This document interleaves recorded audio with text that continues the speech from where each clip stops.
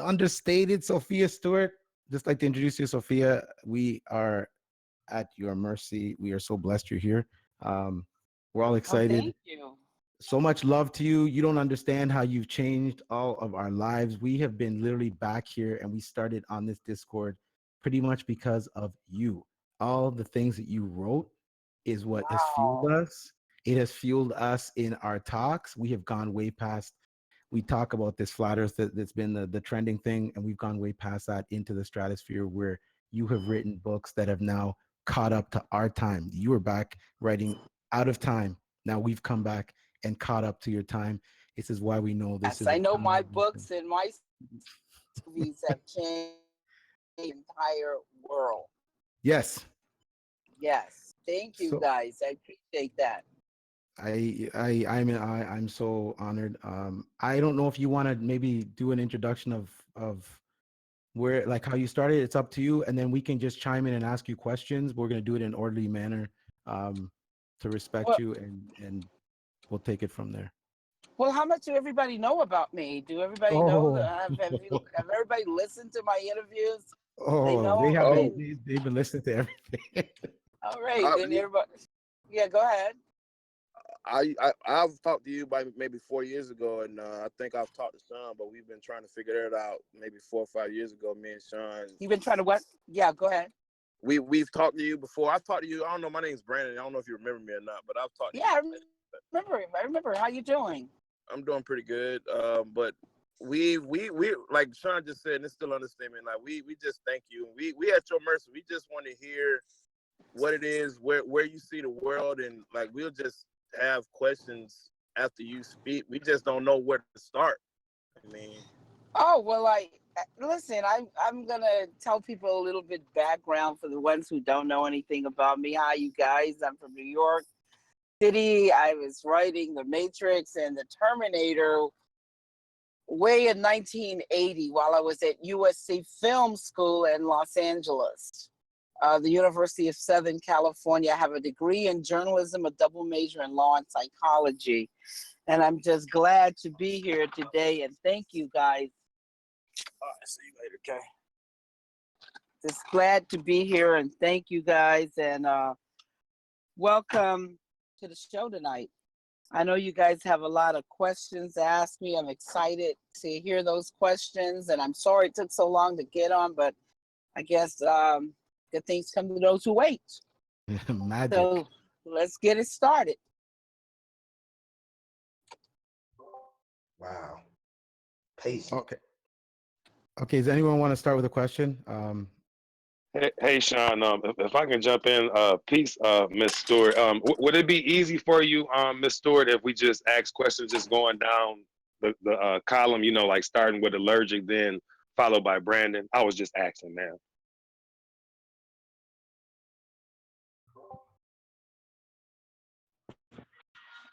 I think I guess we can You do that. guys can ask me any questions. You can talk about anything. Nothing is me. I'm a president.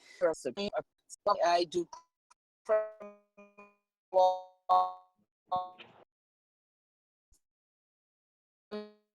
you want to ask about, you can ask me. All right, can I go ask a question? Go ahead, bro. All right, first one I got is which one did you start writing first? You said 1980, Matrix and the Terminator both at the same time? Okay, let me explain something. What's your name? My name is Ken. I'm from Brooklyn, New York. I'm in Thank Brooklyn you, right now. because I like for people to say their names and tell me where they're from when they introduce themselves before they ask their question. Ken from New York, from Brooklyn. I'm from New York myself, from the boogie down, the Bronx. I started writing a epic story that became The Matrix and the Terminator. The Terminator is the prequels meaning the beginning of the epic story. Sarah Connor is Neo's mother. JC, John Connors, Jesus Christ, grows up to be Neo, one and the same in The Matrix. It is a past, present, and future time travel story. It was what I wrote was the second coming of the Christ consciousness, the evolutions of consciousness, man versus the machine. In other words, the oracle prophecy is that a baby is going to be born that's going to destroy the machines when they enslave mankind in the future. So this is what Terminator, End Time, Revelations, Matrix, a Latin word, a 7,000-year-old Latin word that comes from the King James's Bible. And you can Google this while I'm speaking about it so you can see it with your own eyes. Matrix is a Latin word for the woman's womb. It's mentioned 5 times in the King James's Bible, 3 times in Exodus, 2 times in Numbers. Exodus 34th chapter, 19th verse, God says, he who comes out of the matrix, the ones who come out of the woman's womb are his children born with souls, 3-dimensional beings. That man's children came out of the lab, the test tube baby, the petri dish baby, the artificial inseminated babies, the clones, the gender benders, all come out of the laboratory. Are we clear on that one? If not, I can explain it. I can explain it to you. I can break it down. We definitely follow. When I just ran into one of my brothers on the block, and I'm like, yo, I'm online with Sophia Stewart. He listened, and he's like, he just got so hyped just now. But we follow and definitely follow. Yes, but if you guys don't understand how children are made in the lab, I can break that down. Do you have a clear understanding of how the children are made in the lab, how GMOs, genetic modified organisms are made? Or y'all are familiar with that? GMOs are genetic modified organism foods that you eat.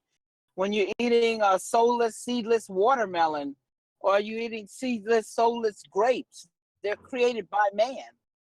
And don't tell me you don't know man is the God upon the earth that can create, just like the real God, but the real God creates everlasting, and man is creating an illusion because it's not real.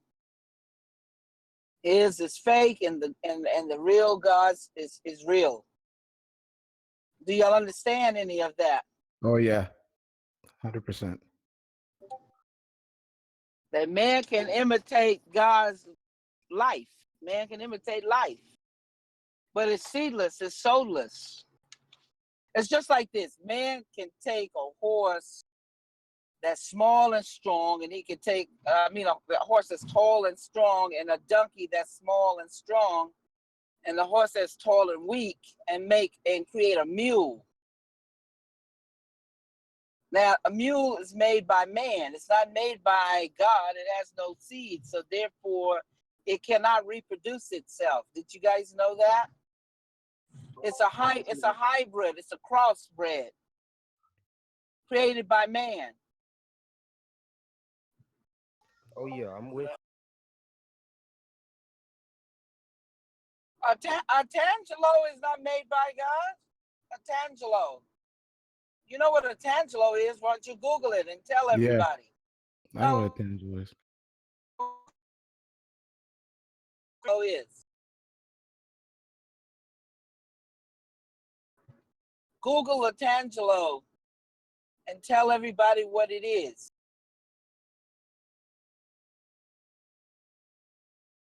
Yeah, come on.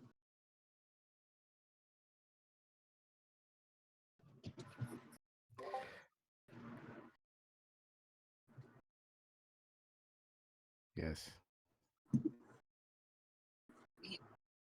That's right. A tangerine and a grapefruit is a tangelo. Tangerine and a grapefruit. So tangelo is a hybrid created by man. It wasn't here. It didn't have a seed in it.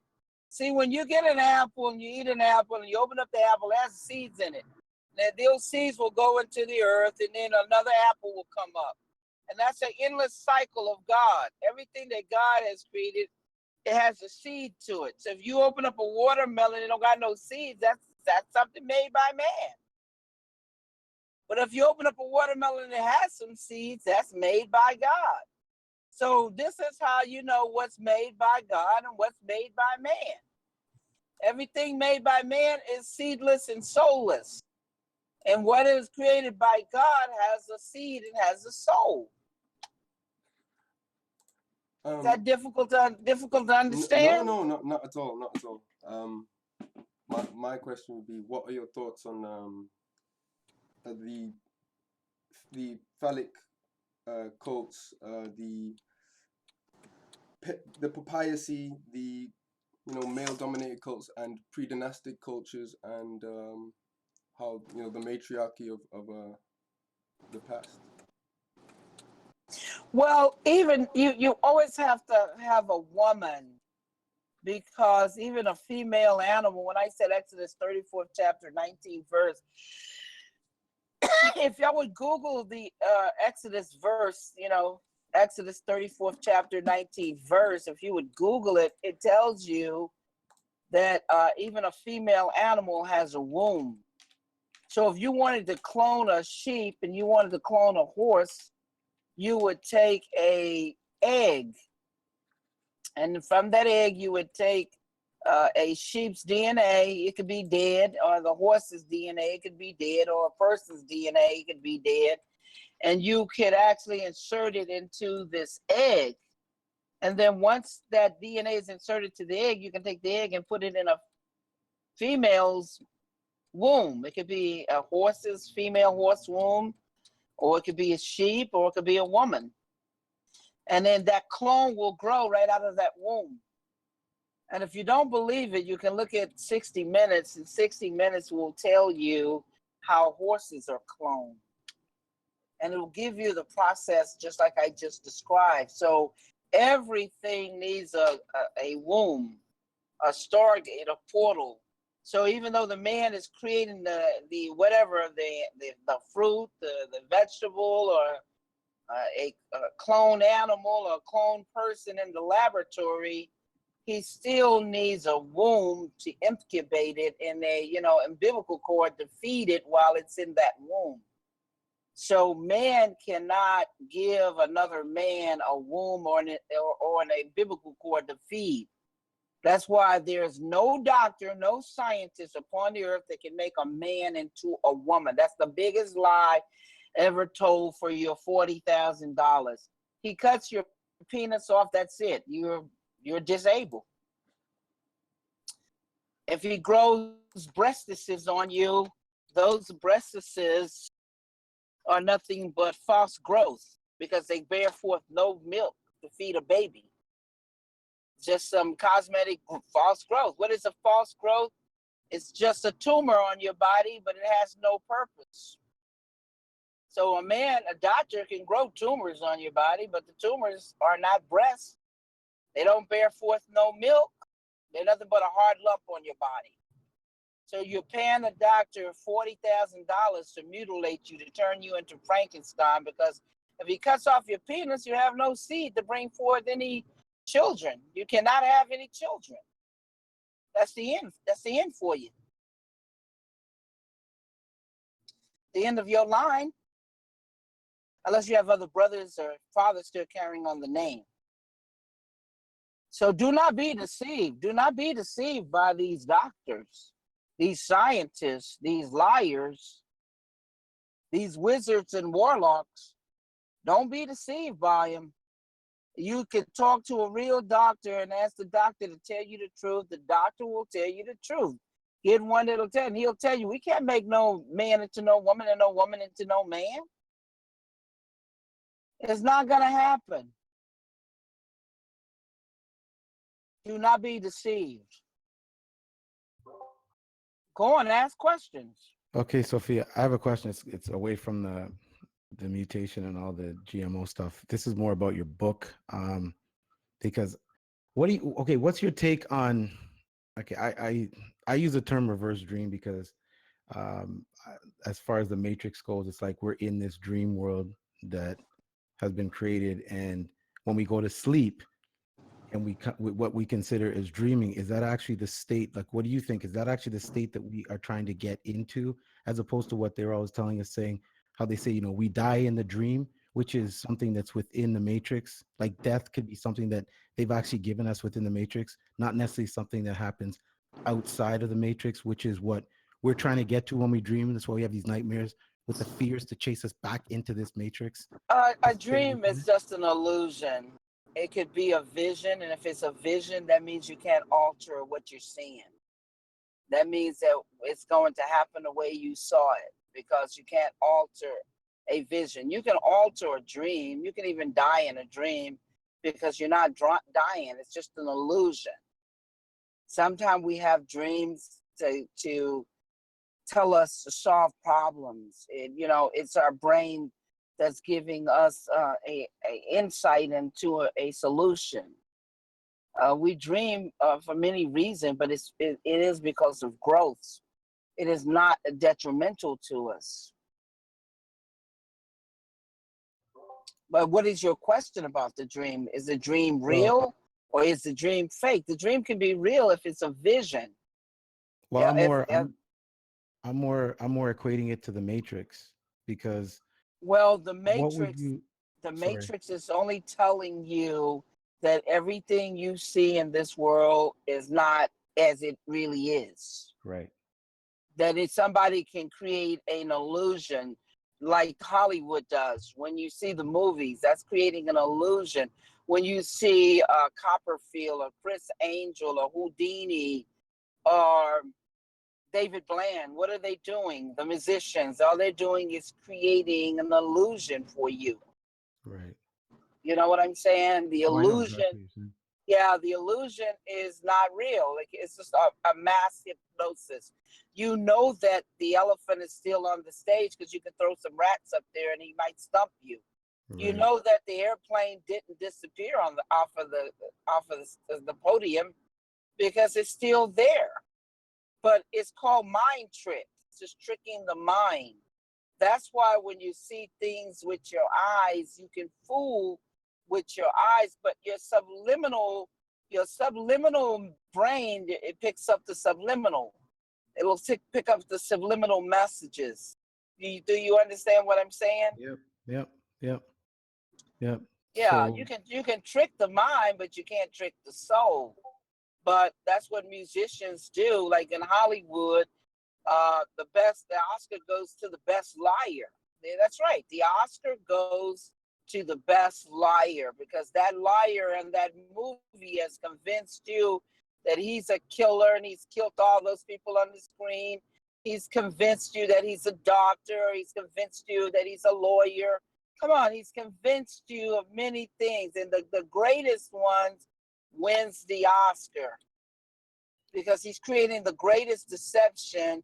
And you believe that. You say, wow, his performance was so real. I believed it. okay, so I guess more the question is because I know that story that we seen on the screen as far as the Matrix goes isn't necessarily the way you wrote it. So I'm Why? saying, Wait. Why are you saying that? Have y'all read because my obviously they most likely they change the way the outcome of the story is, like listen, Zion, or is that listen, yours? listen, forget about Zion's. It's just like if you go into right now in a hospital and you kidnap several babies, you're gonna change their names because you're a kidnapper. Or right now, if I go in your yard and steal your car, I'm gonna paint it a different color. If I steal your Nikes or I go and steal your coat. Now, come on, that doesn't mean that it's less yours or, you know what I'm saying?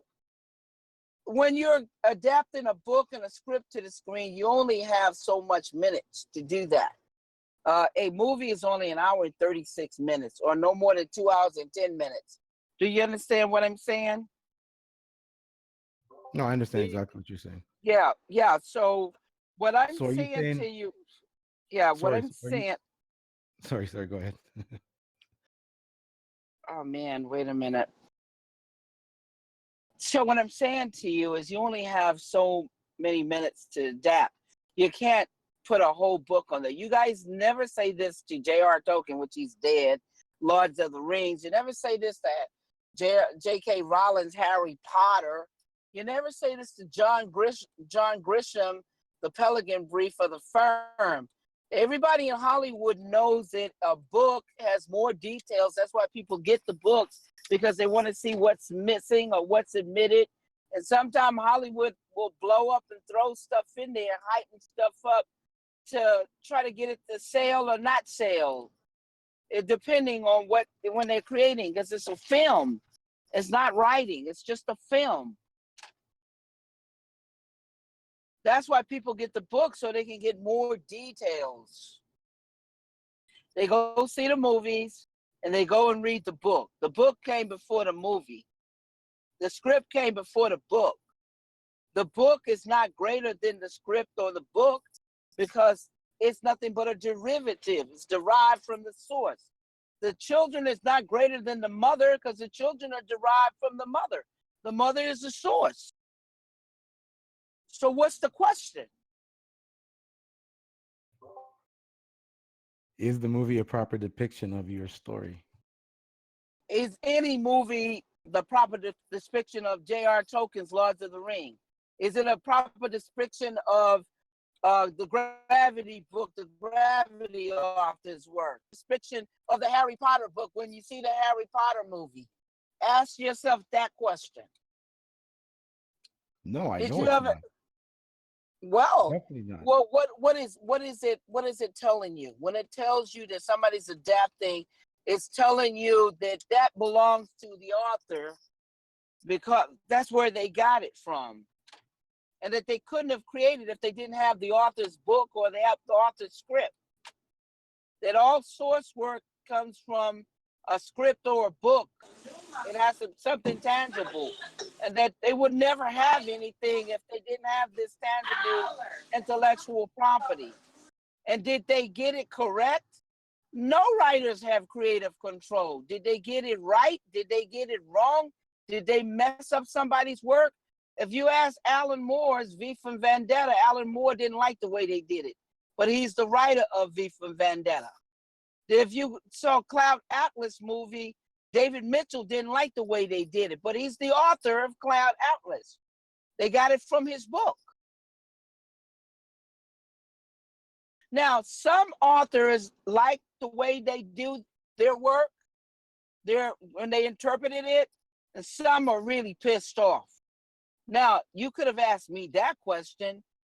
Was I pissed off, or how did I feel about it? Because that's all you can ask an author. Because no author gets to dictate how his work is going to go upon the screen. That's why a lot of authors won't sell their work to Hollywood, because they won't be able to get any creative control. They won't have any control of how their work is going to appear on the screen. But you guys didn't know any of this, did you? Yeah, we well aware of that. Well, all you can ask an author is, did you like the way they depicted your work? So did you like That's the way they all. depicted your work? I How you liked doing? it the This is way Huey P I from liked it the ATL. way the first 3 Terminators came verbatimly. I liked it the way the first Matrix verbatimly. 2 and 3, I had to make it into a bad dream because they tried to kill out Neo and Trinity, and they tried to change the concept to go in another direction. So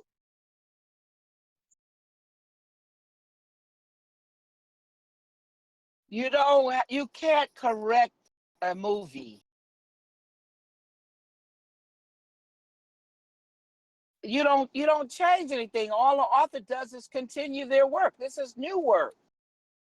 This is new work. This is not nothing that they have anything to do with. They have nothing to do with the first, but put it on the screen, adapt it. The continuation of the work is the ongoing of the work. If you're Picasso, it doesn't matter if somebody steals one of your damn paintings and put their name on it. Hell, they can't paint a Picasso. So what does it matter? All Picasso is going to do is continue to create. He's not going to really give a damn about what you lied about or what you're saying or what you didn't, what your interpretation of his work is. He wouldn't care right now if he read a book on your interpretation of his work, or somebody lied and put their name on his work. That wouldn't faze him. Why would it? You can't paint a Picasso. It's right now.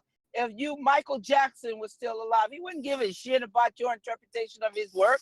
Or you go online on YouTube and see how many people have imitated him. What would he give a damn about that? You're not the real Michael Jackson. Michael Jackson created those steps. You can't do nothing but keep on mimicking them. He's the only one that can take it to another level. If he was alive, he would be taking it to another level because he would continue his work. Did I answer your question? Or should I go on? I'm loving it. I'm Well, loving it. it's So, the truth. It's the hey, truth. If Michael was alive right now, he wouldn't give a shit about somebody trying to imitate his work or trying to copy his work or trying to pretend to be him. Whoever you saw imitating Michael Jackson right now, you know it's not the real Michael Jackson and it's bullshit. You don't need anybody to tell you that. You don't even need Michael to tell you that. You can look at Michael's, what he created and what everybody's imitating and know that they're never going to be the real Michael or the real Prince or the real Tupac or the real Whitney Houston. You done heard a lot of singers do Whitney Houston's song, imitate her, but you know it's not Whitney. You know it's not Michael Jackson. You know it's not Prince. Come on. You done see millions of people get up on the stage and imitate these people, right? And what would Michael be doing if he was alive? He would be continuing his work. His work would be greater than the imitations of his work. All you guys ever see is them imitating my original work. When you look at the Terminator 4 and Genesis, all it is rehash, retrash of the original work. It is not greater. It hasn't gone on to any level. So you already know the answer.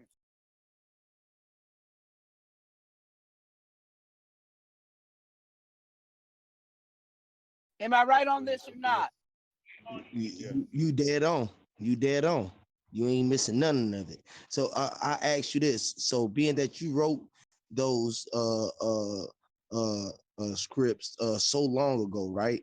And being that the world is just now like sort of even catching up to your mind frame was at back then. You feel what I'm saying? We're not even there to the level fully to where you was at in the Matrix, basically. You feel what I'm saying?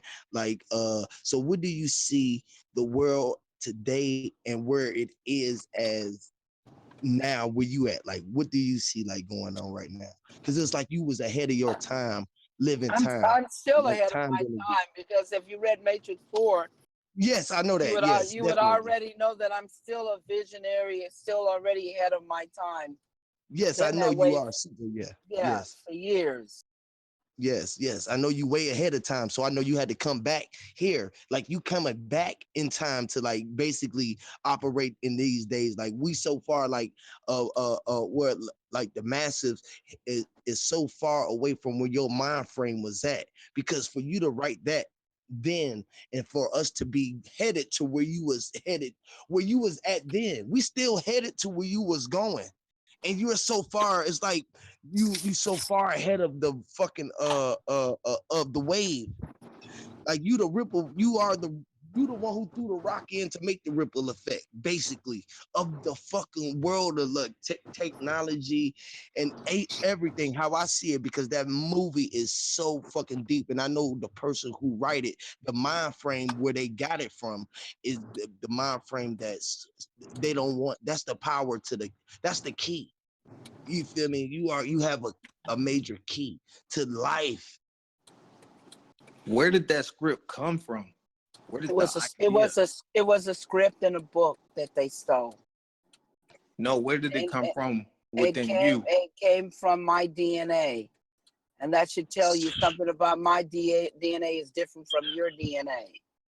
Because I was talking about digital downloading and barcodes and computerized warfare and drones, body scanners, food scanners in 1980, the Illuminatis, the Masons, the Trilateral Commissions, the Federal Reserve in 1980 while I was at USC Film School. I was already a polymathematician, just like Tesla and Leonardo da Vinci. When you ask them where did their stuff come from, where did their inventions come from, they're visionary seers. Da Vinci is talking about the Gatling gun. Tesla is talking about the wireless light bulb. He's talking about internet. He's talking, that's right, when he built the towers, he's building the towers for internet. That's where they stole the towers from. Why you have internet right now came from Tesla's. When you see the electrical car, Tesla. Just trying to tell you, I'm talking about the wireless engine and the hologram, virtual hologram cars with wireless engines. Right, It starts up with a vibration, the musical note.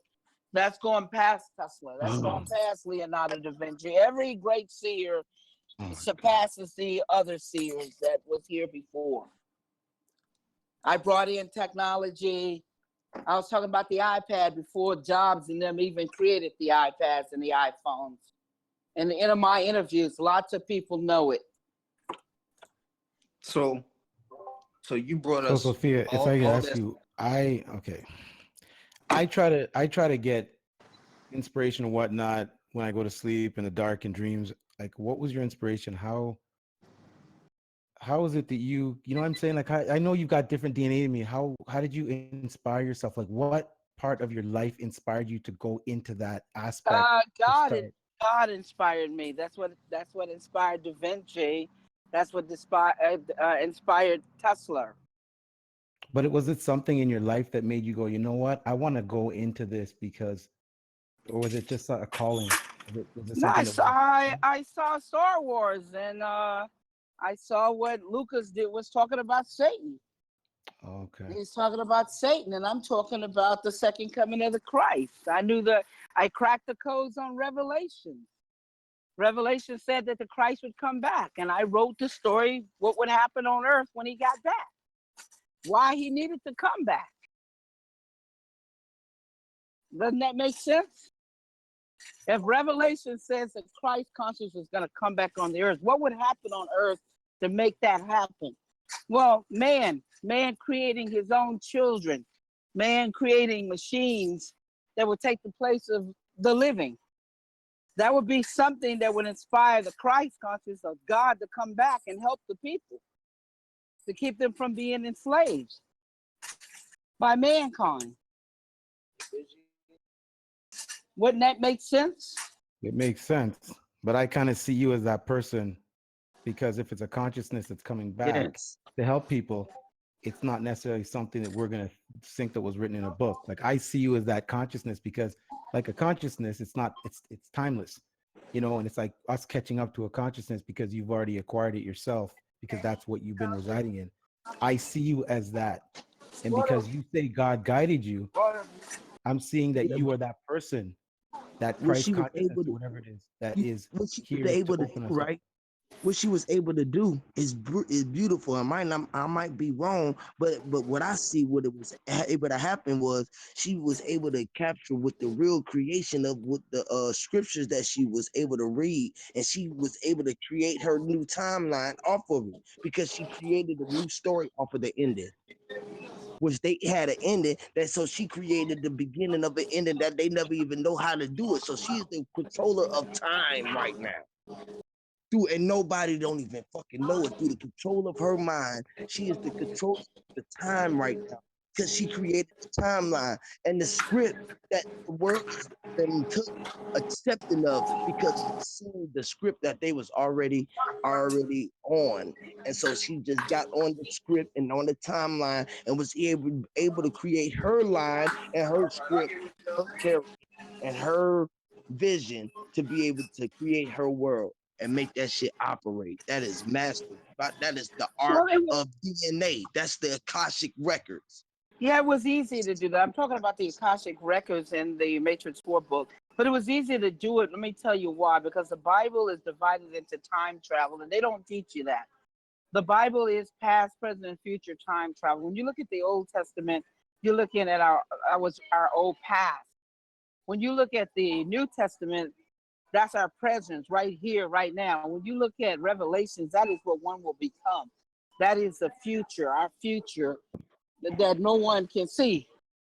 Do you see what Well, I'm I think I'm talking the about? only one that been saying that. I think I'm the only one that been saying that, but I digress. But I'm with you all the way. I feel you. But yo, can I ask you, Terminator? So when you made Terminator, when you see Arnold Schwarzenegger falling out the sky, is that the devil coming to the earth before the Savior? No, no. What's that about? That's I created that. It's a microchip clone cyborg, naked without shame, time traveling, coming through a portal, a burning blue portal. That's what you see. He's not falling out of the sky. He's coming time traveling. He's coming through a portal, and he lands, and he I lands, see. Ain't and that he what I lands said? naked without Yep, yep. shame. Ain't that what I said? I told you. He was Yeah, coming through the definitely. portal. He was He's time coming. traveling. Yeah, he was You feel time me? traveling. He was coming from. Yes, He was definitely. coming from the future, where they sell Facts. technology. He's coming from the future, and he was time traveling, and he's naked without shame because he doesn't know he's a machine. They told him to go put on clothes. His only purpose is to kill Sarah Connor, Neo's mother, so she can have the baby Neo. That was the reason. And you gotta go and you gotta think about this. You gotta think about That this. makes so much sense. That makes so much sense. Miss Sophia Stewart, that makes so much sense. You know what I'm Miss saying? Stewart, Yes. Miss Stewart, But this is knowledge for ignorance, but my real name is Keon Reed. I'm from Michigan. Thanks for you joining us today. But I had a question. Like, at what age, like, you know, growing up or whatever, did you consciously or was consciously aware of, you know, you feeling like that you was different than your peers or whatever? And at what age did you start like writing like stories and stuff? Because I know, you know, when people create things like the stuff that we see, they, you know, prior to the stuff that's came to light, you know, to the masses, they worked on numerous things that might didn't pan out like they wanted to. So I just wanted to know, like, at what age did you, you know, was aware of the consciousness and your different way of thinking, and what did you create prior to the Matrix and the Terminator being stolen from you? And I'll fall back. what did I create? I was creating numbers for that. I scored a 98 on the IRS exam, 2 points from 100 because it's all nothing but pure mathematics. I was doing taxes and I was doing accounting when I was 11 years old and stuff like that. You know what I'm saying? So did you graduate like high school like real early? So you pretty much was like a child prodigy then, right?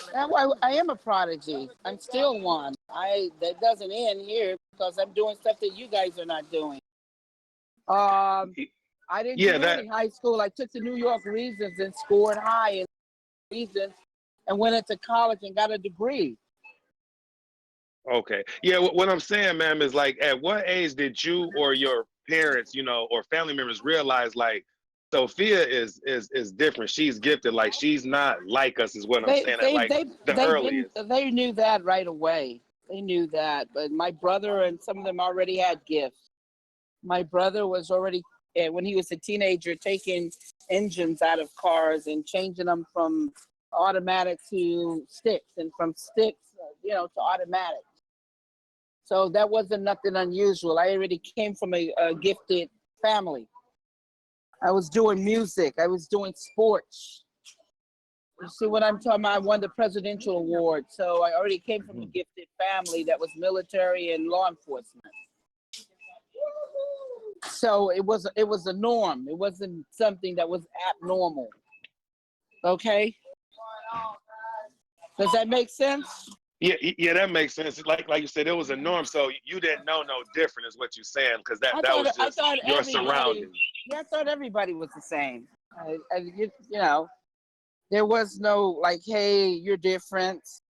People recognize your gift. They recognize that you're smart, but and they recognize that you should be in another grade. Teachers recognize that. Everybody recognized that.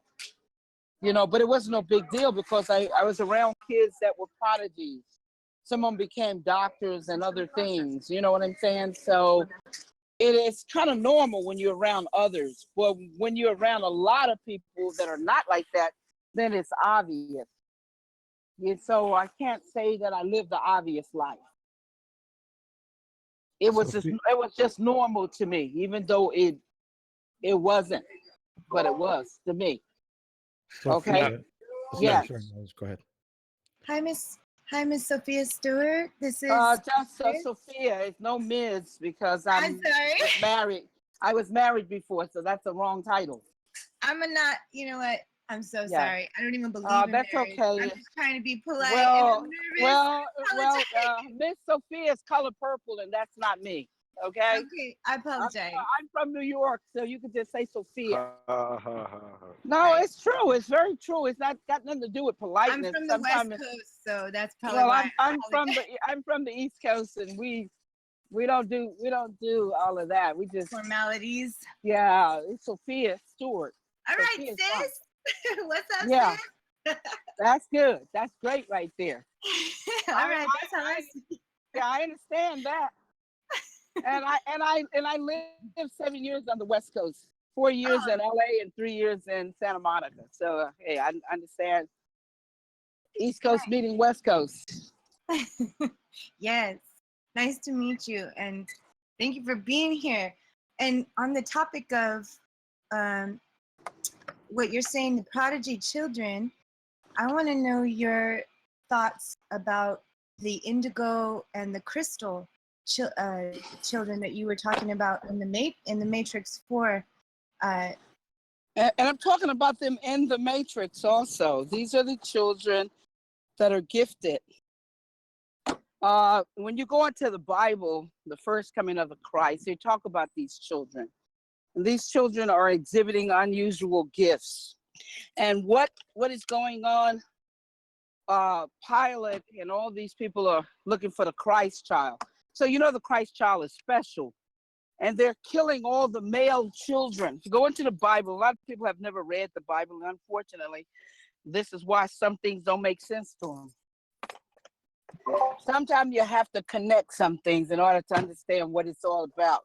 You go in the Bible, the first coming, they're killing all these male children that are exhibiting unusual gifts, looking for the Christ child.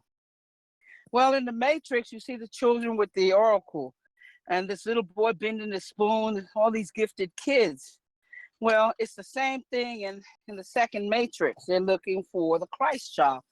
And what are they doing? They're killing all these males because, hey, that might be Neo. Mm-hmm. You see what I'm talking about? That might be Neo. Yes. And what is Neo? Neo is an anagram, a sneaky way of calling him the one. Who called Jesus the one? John the Revelator. That's where the one came from. But you guys didn't know any of these facts because a lot of you have never read the Bible. Am I right on this or not? Well, I want to say, can I just say that when I first started really looking into the Matrix, the only thing I could think of was this is a story of the Bible. Like that's all. And so I was like, wait a minute, you guys, because we're talking about it. I said, this is the Bible here. And I said, now the Matrix series, just like you said, the second coming, I said, I need to be reading this to my children along with the Bible, you know, not, it blew my mind. It blew my mind when I, Well, you know why? Because the devils that stole the work from me didn't know where the inspiration of the work came from because they had never read the Bible. In fact, they asked me about the word matrix. They didn't know that the word matrix was a generic word, a 7,000-year-old word that came from the Bible that was talking about the woman's womb. Yes. They had no idea of that. No. Yeah, I'm telling you the truth. And that they had no idea that matrix was in the Bible and that it was mentioned 5 times in 5 different scriptures, 3 Exodus scriptures and 2 number scriptures. You don't believe it? Look it up right now. I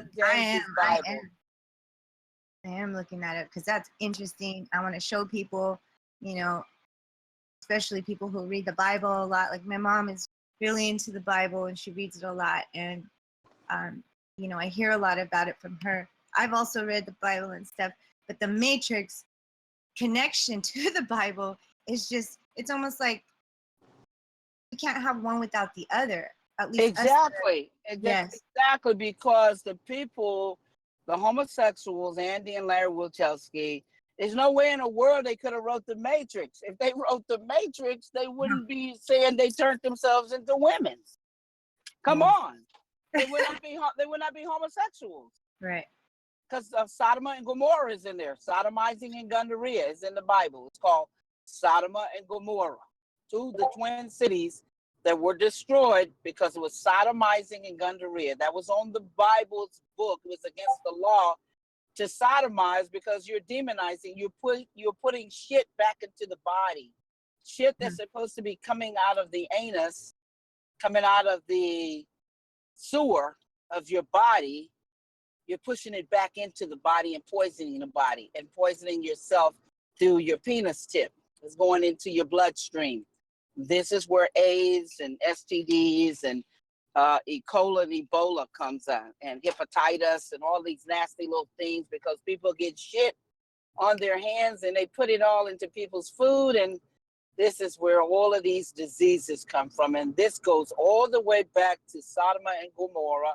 You can look at the old movie, 1962, is in color. Stuart Granger is the star of it. And it takes you back there, and you can see the women's twerking their asses. Miley Cyrus didn't come out with twerking your asses. They were twerking their asses way back in 1962 before the kings and the queens. I need to talk to you. And then this stuff that you're reading about in the news, the computers are talking to each other. They're changing the language. That goes all the way back to the old Colossus movie, 1970 Colossus movie in color. You can Google it right now. Google both of these, what I'm talking about. Colossus movie. Google the plot and it'll tell you that the machines start talking to each other, because all these people are doing is pulling old stuff out of old black and white movies, old shit, and feeding it to y'all like it's something new. I'm sorry to tell you this, but it's true. Yeah. No, it's starting to become more obvious when we get out of their, their hypnotized, their hypnotism. When they have hypnotized you with mass hypnosis. And you're right, because that's what, when they say they pull the Milli Vanilli and a Houdini on you, or a Houdini and a Milli Vanilli, because Milli Vanilli wasn't singing. No. Like Andy and Larry H.O.T.C and James Cameron, Gail and her didn't write anything. All they did was give y'all lip service, and all Milli Vanilli did was give y'all lip syncing. And Houdini mean they created an illusion. That's what Copperfield and David Blaine and Chris Angel and Houdini himself. That's all they do, is the musicians, the wizards, the warlocks, is create these illusions that y'all fall for. And they do a lot of subliminals, and they do a lot with these movies, and when they fake ass news, and they tell you all of these programs they got on TV, like Ellen and TMZ and all these other programs. Right. All they're doing is programming y'all, instead of you going and Googling and pulling it up and going to YouTube and looking and researching. You guys, some people are just taking the red pill or the blue pill, taking the red pill and they're researching and looking and finding out the truth. And the other one's taking the blue pills, just listening to the lies and going to sleep and being robotic and dying with a lie. Yeah. This is what's going on. That's what the Matrix, I woke you up. The people that are asleep, how in the hell can a sleeping person wake you up? Only a person that's awake can awaken another person. A person sleep and another person is asleep. How is a sleeping person going to wake up another person that's sleeping? Facts. Yep. Exactly. I mean, that's real. That's real. Come on. Yep. It's real. It's real. That's why we're here. That's why I've been really comfortable loving this people here on this panel, because you have never seen Andy and Larry H.O.T.C or James Cameron or Gail Ann Harrod on any talk shows.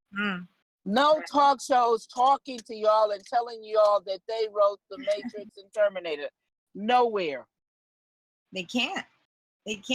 No, because you know why? It's called a deposition. It's called a deposition, and you get caught for lying. Right. You get caught for lying. they're saving their Yeah, ass. that's for real. Your deposition can be used against you in a court of law, and it can be used against you again and again. And to get caught on lying on television or on a radio show, you can play it over and over and over again and bust you. I've done over 4,000 media interviews. So if I wasn't the real thing, I don't think they need your help to uncover that. They got billions of dollars. They own a lot of media. They shape everything you do right now, so they don't need any help at all. So how come they haven't called me a liar and asked me, well, wait a minute, what part did they do? What part did you do? What part did you lack, or what part did you didn't like or they like? I don't see them doing that. I don't see them calling me troll names on the internet. Yeah. I don't see them filing any lawsuits against me. I filed lawsuits against them and won. But I don't see them filing, and I don't see them calling the FBI out on me for selling Matrix and Terminator. I don't see me on television at all being called a liar and a thief with handcuffs on. How about that? How come you haven't asked those questions? Well, because I know Sophia is wisdom, and you're like the mothership of information. That's why your last name's Stewart. I mean, I really everything that you're saying and everything that you've said in your books and brought to light, there's nothing that can touch you. In my opinion, there's nothing that can touch you. And I mean, I know I'm saying that in the sense of that's why they're not. In my opinion, that's why they're not, because you're just protected. I can't You know why? No, you explained it pretty good, but I'm gonna tell you exactly why. I'm gonna give you the bottom line. Because I'm bringing the truth. Because I'm bringing the truth. There's nothing you can do about the truth. They can't do nothing about the truth. I'm just being real with you. Yeah. They can't do nothing about the truth. I told the truth. I can call them liars and thieves. I don't get no defamation or slander lawsuits. So, Sophia, this is Yes. Fat Vegan Joshua from DC. And I Yes. wanted to know, you said that their stories came from your DNA. So was you guided to that, or you just knew to go within from day one to find that? When I'm talking to you, it's a natural gift like Venus and Serena have. You didn't ask Venus and Serena how they got their tennis gift. Hey, they started out early. They had a gift. Their daddy had them playing when they was in elementary. Tiger Woods was playing since he was 3 years old. I was writing since I was Let me in get some seventh cups, grade beloved. in elementary. I have no single cup. Oh. I was writing since I was in elementary. My first teacher was a college professor that taught at the college level. Okay, and also when the whole thing went down, did they just take it? How did they end up with your script? That's why I was curious. How did they just end up with your script? I was looking for George Lucas, and that's how they got my script and book. And if you get the Third Eye book, you can read this. You can look at the FBI documents. You can see the letters of access, register, return, receipts. You can see all this if you would read. If you would get the Third Eye Matrix book, you read it, you wouldn't have to ask those questions. Remember what they said? The whites and the Jews said they can do anything with black people because black people don't read. I guess they must be telling the truth because I guarantee you their ass know what's in that book. I bet you they got them in their homes. But how many of you got the Matrix fourth book in the Third Eye? How many? I got it. You know I got it, Sophia. I bought that day one when we started talking. Okay, if you got it, then tell them what's in it. Tell them what's in the book. The truth. It's no, tell them what's in the book. It's 286 pages. What's in the 286 pages? The story of what happened to you with this whole situation with your script. Like My everything. script in my book. Why do you keep saying just a script? It's a script in a book that was stolen. Script book, yeah. Sorry, because I'm reading the book now. The script in the book. The script in the book. Everything is in the Third Eye book. It's 286 pages. It has a script in there. It's the book. It has the letters. It has the FBI documentation. It has the newspaper clipping when they first celebrated me in the news. It has the characters analysis. It has the graphics. It has the logos. It has the red and the blue pill. It has I'll be back. We'll be back. He comes back as 3 different cyborgs. So wait a minute. How come you guys don't know any of these questions? That's right, because you haven't read the book. I didn't say you didn't have the book, but you haven't read the book. Because if you read the book, you would know all of this was in the book. You would know it was 286 pages. You would know that Rolling Stone and Final Call and all the other medias have interviewed me and their opinions are in the book. I bet you didn't know that, right? Come on, let's be honest. Let's be truthful. No, I didn't. Yeah, I have not read the book, but I really need to read this book and feel called to reading the book. Sean started reading first 63 pages of the Matrix 4 to us. Yeah, the Matrix 4 is the continuation of the Matrix. In other words, the continuation of the work. If you want more Matrix, you would go out and get the Matrix 4 book. If you want to know the history, you would get out the Third Eye Matrix book. The Third Eye Matrix book. And they'll tell you the beginning of how everything began, how it was stolen, who stole it, what FBI agents came, what executives did it. Wow. James Cameron. I'm in the Wall Street Journal asking for his arrest because the government did not protect my copyrights. I was violated. Right. My work was copyrighted. The government allows, they don't protect my copyrights, they're not protecting yours. They try to make it look like it was an issue, some other issue going on. But there was no other issue going on. They failed to protect my copyrights. Everybody in the foreign country knew this except for the dumb Americans. Mm-hmm. Dumb Americans did not get it. No, I'm being real. Yep. This is true. I hear you. I believe this is true. Yeah. They still haven't gotten it. You can tell by the questions y'all are asking that Americans still have not gotten it. And I'm not being real. Speaking of America, in the first several pages that he was reading, he mentioned the Garden of Zion and also Hebrew. And I'm curious because when I researched the Garden of Zion, and I also have done a little bit of research on Utah. I'm wondering if that's what you're talking about. Is it Utah? I am talking about Utah. That's absolutely correct. I lived over there in Utah. I'm so excited. Yeah, everything you've been saying is hitting points. I must admit. Oh, this is great because I wrote down some questions and I wanted you to get to that subject so I can just wow, that's blowing my mind because that says so much. So what if it well so let me begin to tell you. Yes. They've lied to all of you. There are no African Americans, there are no race. African American is a nationality that can be anybody.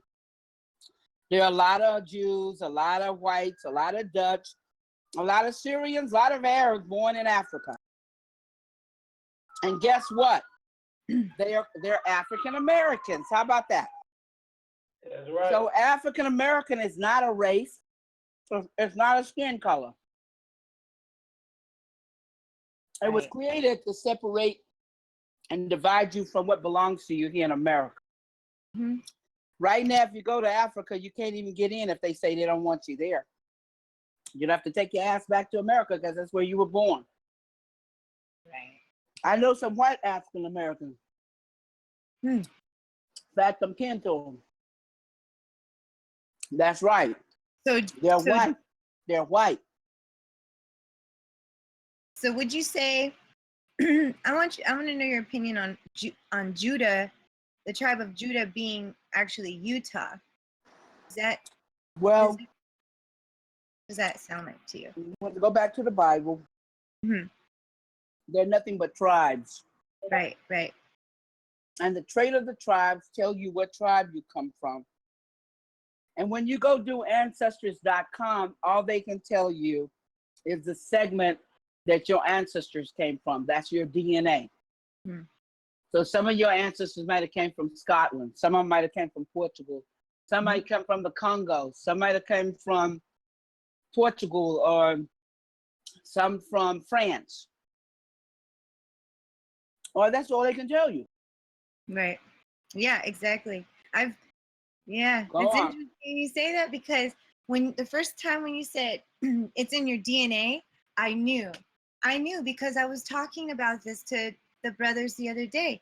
I said, look, if she's the writer of the, if she's writing these books and it's coming through her, because I'm native, I'm mixed. I'm very, very mixed. And I've also done a bit of DNA research on my own self, where I've gone a little bit further than just the ancestry thing.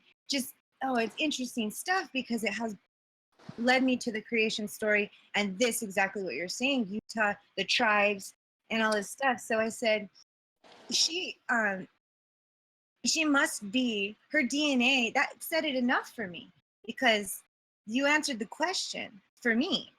It's in your DNA. It's in all of our DNA. It's just recognizing it.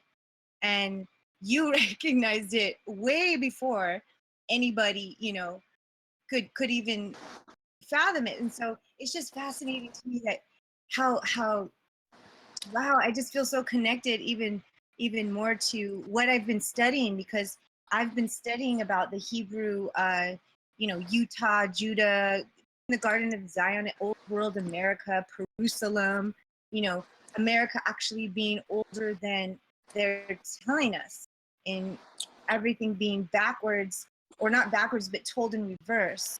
That is backwards. That is totally Backwards. reverse. It's backwards. Yeah. So that really, yeah, go on. Blowing my mind. No, my mind is blown, because there have been several researchers,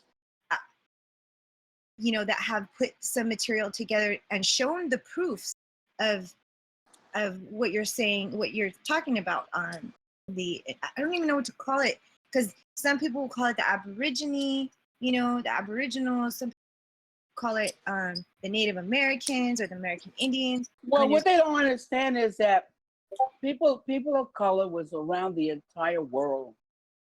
Right. You didn't have to go to Africa to still know people of color. You could just went up north. It's like Sojourner Truth and Harriet Tubman was bringing them back from the south to the north, because they had been kidnapped and their names was changed. That's what the Toby and the Kuti Kente thing was all about. When somebody kidnap you, they change your name. Right. If you came from Africa, they wouldn't have to change your name. If they went all the way to Africa and got you, they wouldn't have to change. If they stole you from up north, or they stole you from a neighboring country, they would have to change your name, because they're kidnapping. That's what that was all about. And they told us lie, because if they tell a lie to you, you don't know the truth. You can destroy any man that you can lie to him and he doesn't know his history. You can enslave any man. Yeah. So, wow. I went thinking, okay, when you were talking, going back to like the GMO humans, or yes, for lack of a better term, humans. They're not what you call GMOs, but I guess some of them are genetically modified organisms. Organisms, right? Yeah, because they're living organism that's been altered and changed. Go ahead. So, do you think that? Oh gosh, how do I even answer this? Ask this question. There's so many questions in one question. Because I was talking about. Well, think for a moment. Yeah. If a doctor go into an egg and he changes the gender of a baby, that's what you call gender bending, because you're altering something. You're playing God. Right.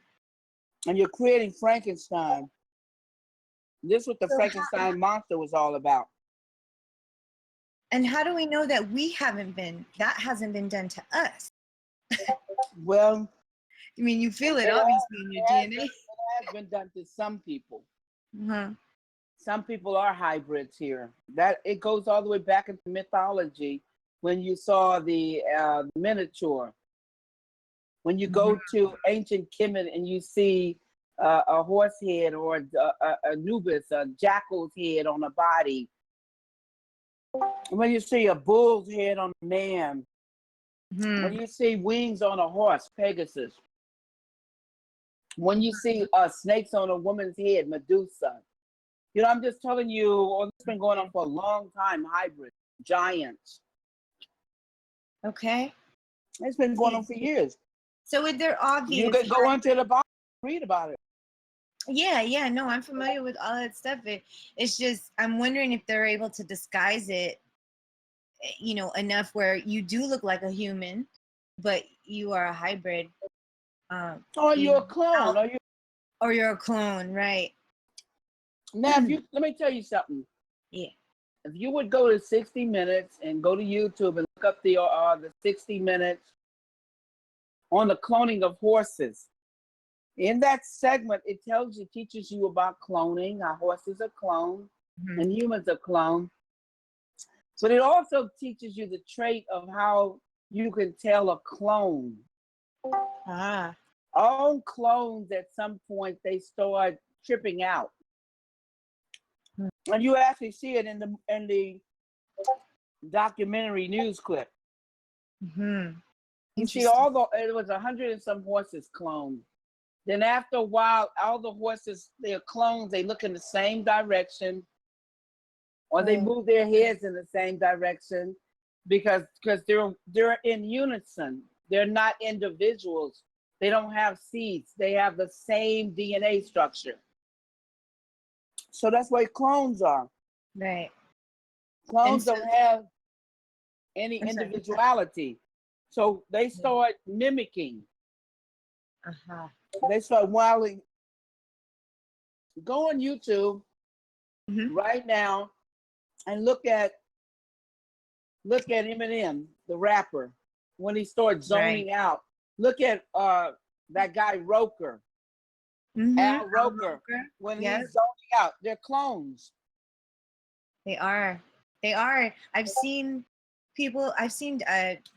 you know, footage of people pointing these things out and how the glitches, it's like they glitch or something. Yeah, but that's cool. I call it zoning out because they start mimicking. They go into a mimicking stage. If you would go to 60 Minutes and look on YouTube at the cloning of horses, you can really understand because they explain how what clones do.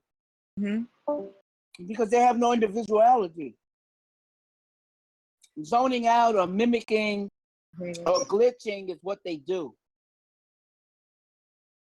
Wow. Living people don't do that. Living people don't do that. Okay. Obvious. I mean, that's obvious enough. It's just when you talk about. Well, they're living tissues, like GMO is a genetically organism. Organism is a living tissue, but it has no soul, no individuality to it, no seed. No independent thought. Do you understand? Oh yeah. It's a copy of something. Listen, it's a copy of something. It's a copy of something. Original means individuality. Copying means mimicking, because you're a copy. You're not the original. How can you tell if something has no soul? A soul is a seed. Okay. When you open up an apple and you see the seeds in there, that's soul, because it's going to drop into the ground, it's going to grow, and it's going to continue to recycle. It's in a cycle of obedience, of growth. So it's going to come back again and again and again, like the tree. Everything that has a seed is just going to come back again and again and again. If you don't have no seed, that's a clone. It can't come back. Right. It can't have any babies. Controlling the It ends. It ends right there. It's the end for it. So would you say that most actors in the industry, most, if not all of them, are clones? I mean, it I seems think like I'm gonna tell you what I think. I looked at him and I kind of felt he was clone before he zoned out. I could tell that Dave Chappelle is not Dave Chappelle. Yeah. He was like a Yeah. clone. Dave Chappelle. Oh, I that's told like I you. was just about to ask about that. Can I just ask a Huh? question? Sure. Who? But I was gonna ask, how would they make a life-size clone of a life-size person? Surely they'd have to grow from a Listen to me. I just explained. Paying attention. I told you in the laboratory, all you have to have is an egg, EGG, an egg, and to take the DNA from a dead person or a living person. DNA means something that belongs to the dead person. It could be their hair, it could be their skin, or the cells in the hair, the cells in the skin. You could take the cells from a horse, the cells from a sheep, and take a syringe and stick it in the egg and put it in there. Then you got to take the egg and put it in a woman's womb if it's a human clone, or a female horse if it's a horse clone, yes, or a female sheep if it's a sheep clone. Yes. You got to put it in their womb so the woman or the horse or the sheep can carry it until it's time to have it. Yes, I understand. Then when they have the baby, it starts to grow. Yeah, I understand how cloning works. You know, You theory. didn't sound like you did. I do. What I asked is, how would they make a life-sized clone of someone who's grown? How would they grow it? Oh Jesus! Oh Jesus! Never mind. Forget it. Okay. I'm tired of telling you over and over the same thing. I just told you a horse grows up to be a big horse. Go look at the 60 Minutes. Go look at that. It'll teach you. I'm just talking about the celebrities and things like that. You know, like say if a celebrity was Jesus. to have a clone. So Sophia, what are you saying? What you're saying is that they may have had a clone going while this person was alive and like growing it at the same time as this person was alive, and then at the certain time that the actual person was killed or whatever, then the grown clone is ready to go because it's grown already. Yes. Like all that's laboratory. That's what I'm asking. Is that kind of?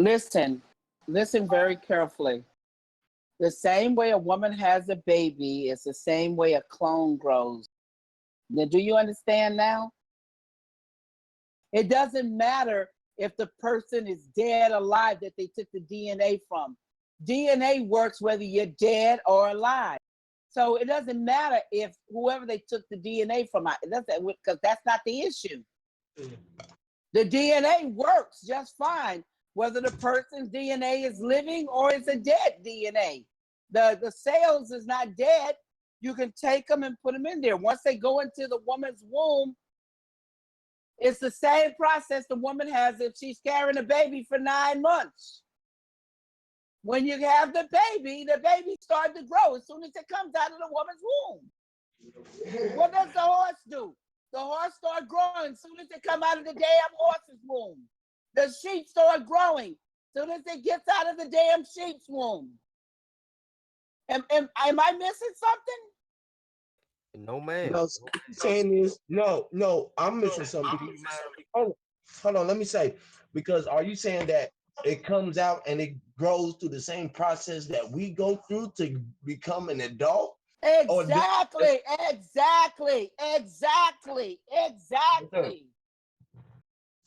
Okay. Great. And if you don't believe it, go look at the 60 Minutes on the horse. The horse is a baby coming out of the horse's womb. And it grows into a full-size ass horse to be entered into the race. No, Sophia, we never said we don't believe it. I was just asking, exactly what they tried to clarify. That's all I was asking. You know. Listen, I know what you're asking, but what I'm trying to tell you is something you don't want to believe. Because you keep asking the same damn question. I keep giving you the same I answer. believe something when I can, learn to know it, or Well, if you would go and look at what I told you, you would get a better understanding. No, I understand that, but I just wanted to understand your perception of it. Do you know what I'm saying? Oh, Jesus.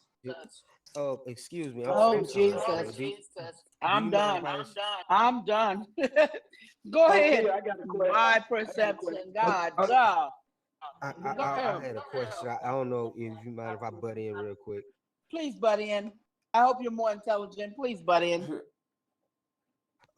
Yes, ma'am. My perception. That's But the whole. first off, Wait, it's a wait, wait. pleasure That's the whole meeting you. point. That's the whole point. We want to get your perception, of what you're Oh, saying. Jesus. Are you kidding me? No, I'm not kidding you. We're trying to Are get you your. kidding me? My perception. My perception. Did I fucking invent cloning? No. Well, You're the then one. I don't have perception. If I didn't invent cloning, I don't have a perception. Hell, I'm telling Excuse me, you the can process I of butt cloning. in? Yeah, butt in, Can I butt please. in? Yeah, butt in, please. I Butt in. had a question, but it's cool.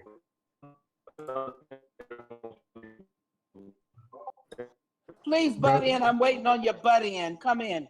Brother, you're roboting. Yes, I got a question for you. You're roboting, bro. This- Come back in and maybe come out again. Hey, well, while he getting right, I'm gonna That's ask my better. question. This Quentin, I'm calling from South Carolina, 803 area.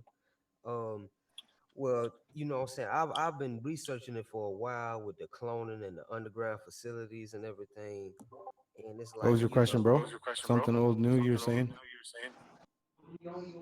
Hold on. Quentin was talking. I'm letting go. Sean.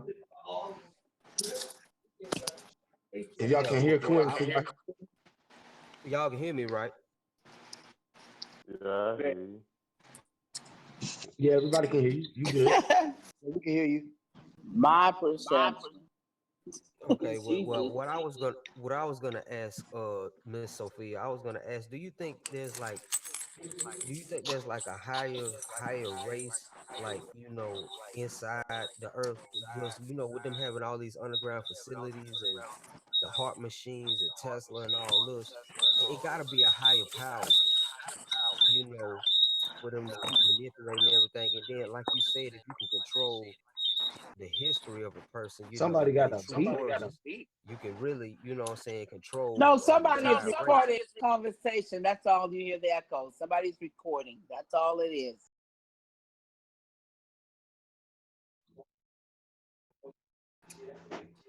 But my bad. But yeah, that was my question. I don't know if you heard me or not, but yeah. I heard everything you said.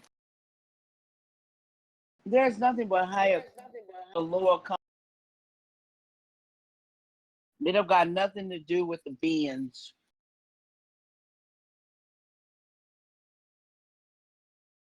I don't know, because I deal in knowledge, not all these words and play on words that are saying the same damn thing, but they just gave you a new word for something old. Okay. How's that? Does that help you? One Does means that help you? one means that the Earth is the center of the universe, and one is that the sun is the center of the solar system. That's the difference. Well, it doesn't matter. When you die, it's whatever it's proven to be or not proven to be. It doesn't matter right now. What matters is how you live and what you do before you leave here. If you're going to gain knowledge, but wouldn't gain knowledge that's going to help others.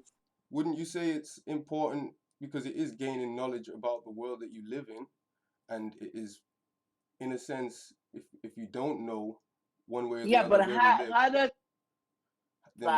if we don't know one way or another where how we does live, does it build a house for somebody? it Does might it build give a them house any inside food? of them. Does it build? No, listen. Does it build a house for somebody? Does it plant any food for anybody? Yeah, people does it get benefit? $52 million of the people's money for telling us certain things about it. They teaching our kids in the school certain things about it. So Well, it's all important you need to do to is is learn. All you need to do is learn that people are deceivers, and you don't have to go Exactly. that That's the route. You point don't of have it. to. You don't have to go that route. What route? The route of deception. Yeah, that's what the question was pertaining for, to see what route did you see it about? Did you see it upon the word, the way that they taught us, or do you see it in another way? Well, they've been lying to you for years now. You say to us like then like you're not a part Listen, of the day. I'm teaching right now, so I'm speaking in the universal language. Okay, yeah, because we are very aware of it. We're not part of the day. We're very well aware of all of the dates that you sending out there. So I'm just wanting you to say when you separating us from the Wait a day. minute, I'm not separating you. Okay, cool. If you don't know what the universal language is and speaking, and that when you're speaking to an audience, that's the rhetoric you use. It has got nothing to do with personalities or getting personal, because Yeah, it's I not don't get personal. personal. It's not about you. It's not about me. Yeah, it's not. You're It's not about us. asking. I'm just learning. I'm just really just asking the question, really, basically. You know what I'm saying? I'm just saying that I'm aware of what you're saying, so that I'm not a part of the day. I just wanted to make that known. You know what I'm saying? So I'm aware of where you're Well, coming you don't have to make that a part of the day, because that's not. It's no contest here. It's not you going up against somebody else right now. You're not competing with anybody right now. I don't see anybody on stage competing against Someone else you. that they have.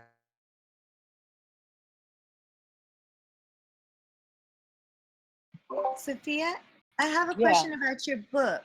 I have one more question. What is your name? My name is Empress Lou. And Okay, where are you from, hon? I'm from the West Coast. I was Okay, speaking thank to you. you about how the Bible, you blew my mind about the Bible related connection and all of that, and the Hebrew Utah connection. I have one question about, you mentioned in the beginning of the book about Eva, EVA, and I'm Yes. wondering, and you also mentioned Adama. So those are two separate questions, and I'm curious, is Ava an acronym or? Yeah, Ava is an acronym, but I want to find out what she is from. It's in the Matrix 4 book. Okay. Now, what about the Adama? The Adama is easily explained. Okay. Whenever the Bible, people are Yes. talking about the Bible, they always reference Adam and Eve. Mm-hmm. And they're talking about a woman and a man. But if you go into the Bible, they're talking about cloning. When they said that Eve is pulled from the rib of Adam, well, they're not talking about an Adama. Adama means a man. Mm-hmm. They're talking about an atom, A-T-O-M, not an A-D-A-M, Mm-hmm. but an A-T-O-M, an atom. Atom. Because when you splice an atom, that's what cloning is.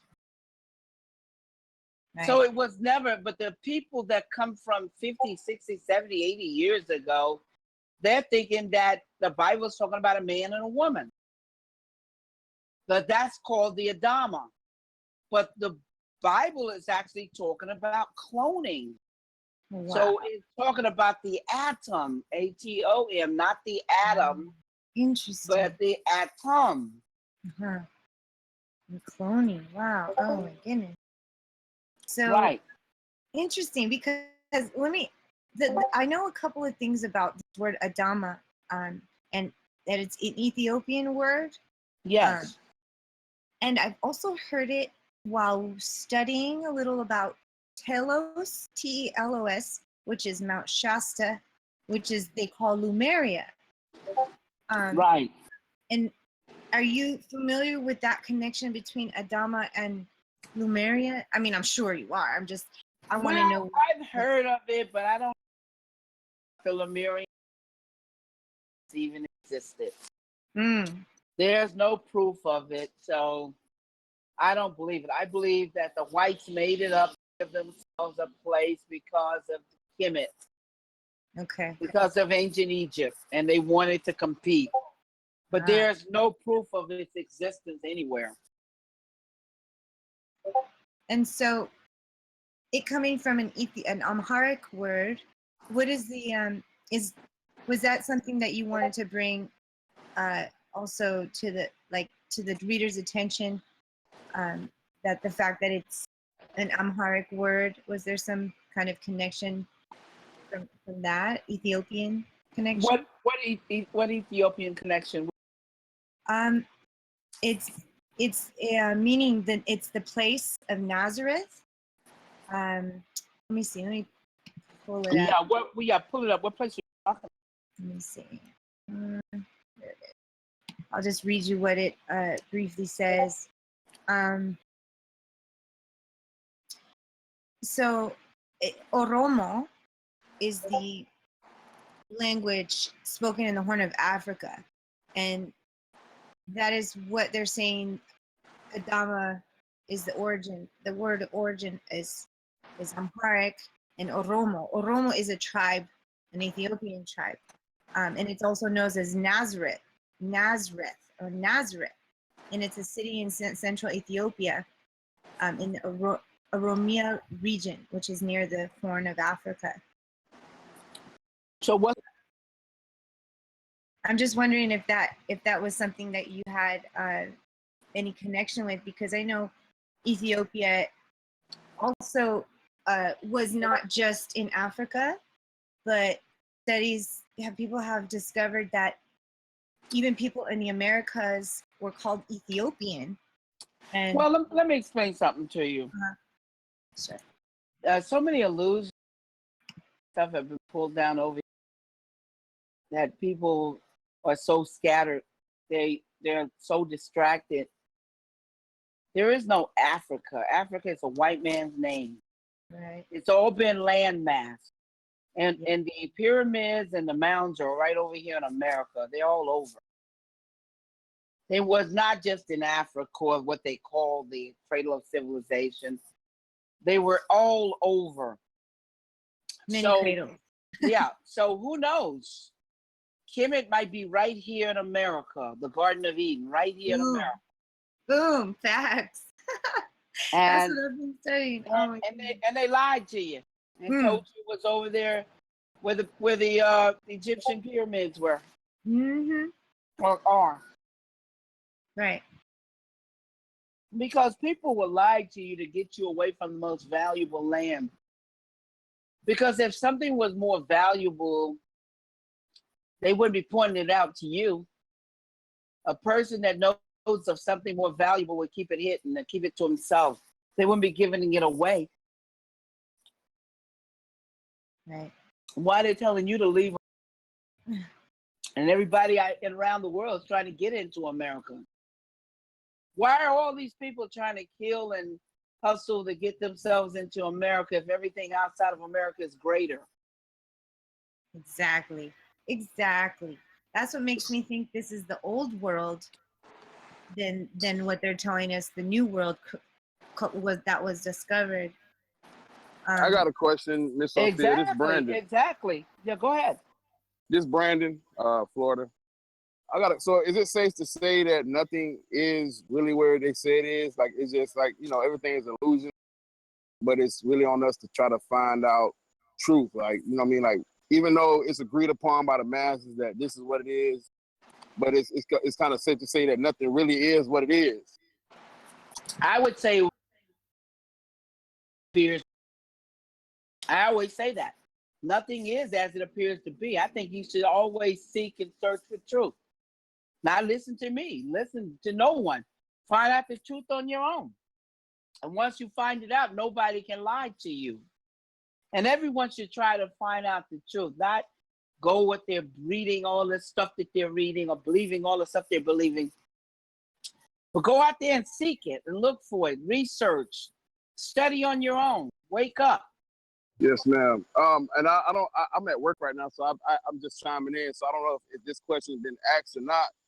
But is this reality we living in? Is this because it's out there that this is a hologram world we living in, and the real world is hidden behind this world. They're trying to keep our minds or our consciousness from elevating where we were no longer really like, I guess, try to stay in this vessel, but the real body, which lies beyond this world. Have you heard about that or known about that? All I matter. What matters is home, and you have to have a body. And when that body is gone, there is no death. I know that much.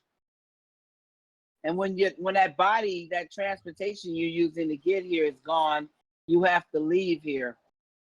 So why don't you concentrate on why you're here and what you're supposed to be doing? Forget about everything else, because it really doesn't matter at the end of the day. Right. Your transportation is how you got here. And when you leave from here is when that transportation is destroyed or it's gone.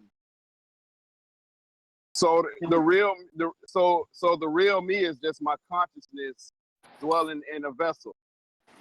That's right. God's children are 3D. The first 11 weeks, you're nothing but blood, water, and spirit, the astral body. This is introduced in the Matrix. Yes, it is. Yes, ma'am. I remember. That's right. At the first virtue image. At the 12th week, that's when the soul attaches to the physical body. The body starts to grow, and then when a doctor performs an abortion, he's killing a living soul. That's why no doctors want to perform an abortion at 12 weeks. At 11 up to 11 weeks is nothing but a period. It's the same thing that a woman has in her body when she's getting ready to have a baby. It builds up and gets ready for that life. Then when she's not going to have that life, it sheds out. It's called her period. She gets rid of the waste and the blood, and the astral body goes back to the plane, waiting for an opportunity for a physical body. Then when a woman is pregnant, he hovers around her. That astral body hovers around that woman. And then at the 12th week, the energy is the soul, is the energy, the vibration.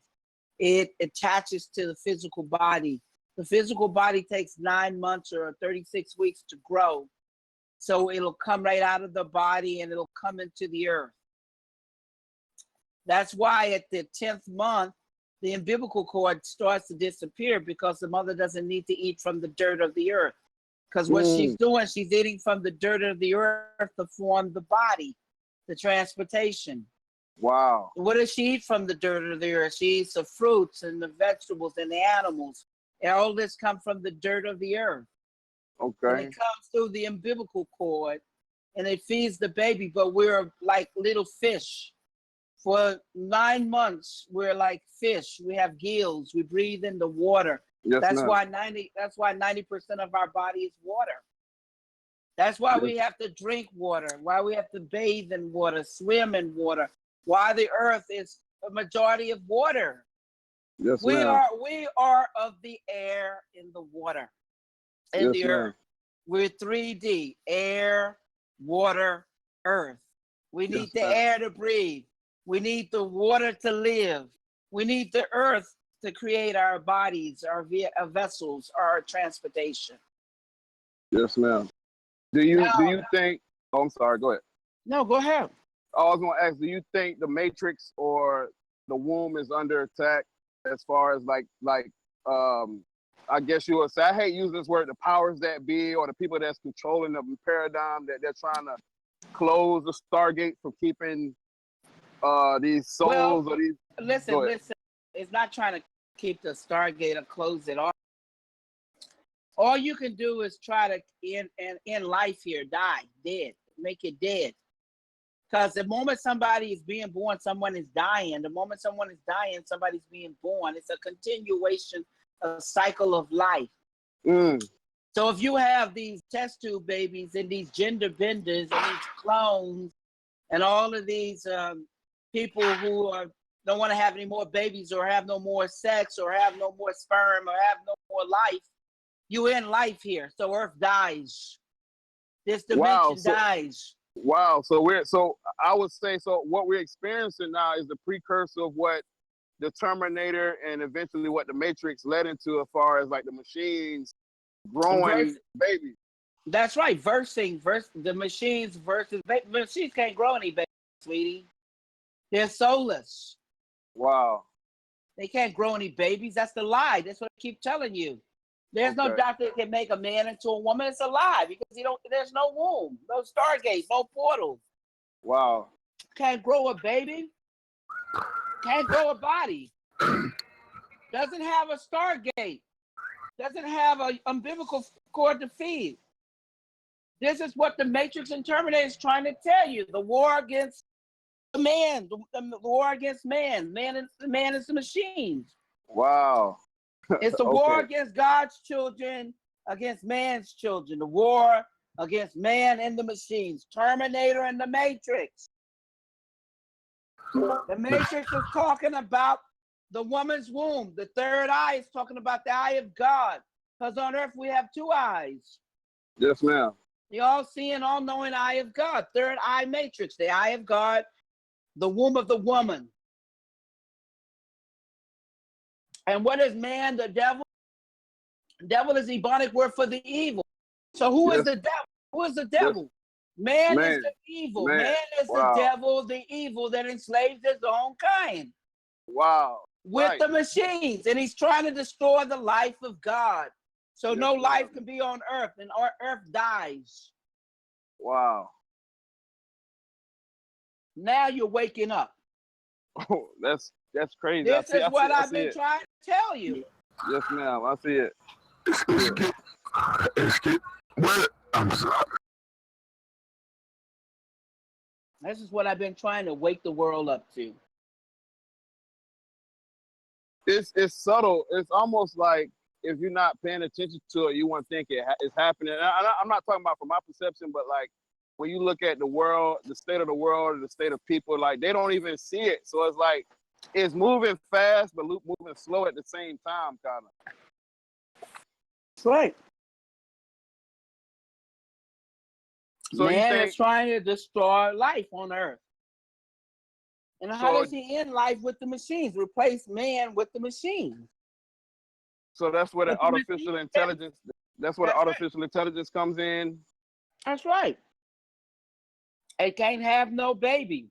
So why over there in the Arab country, you're giving it a paycheck for what? It can't eat. It can't do anything. It doesn't need any money. Hell, it's the same thing as money.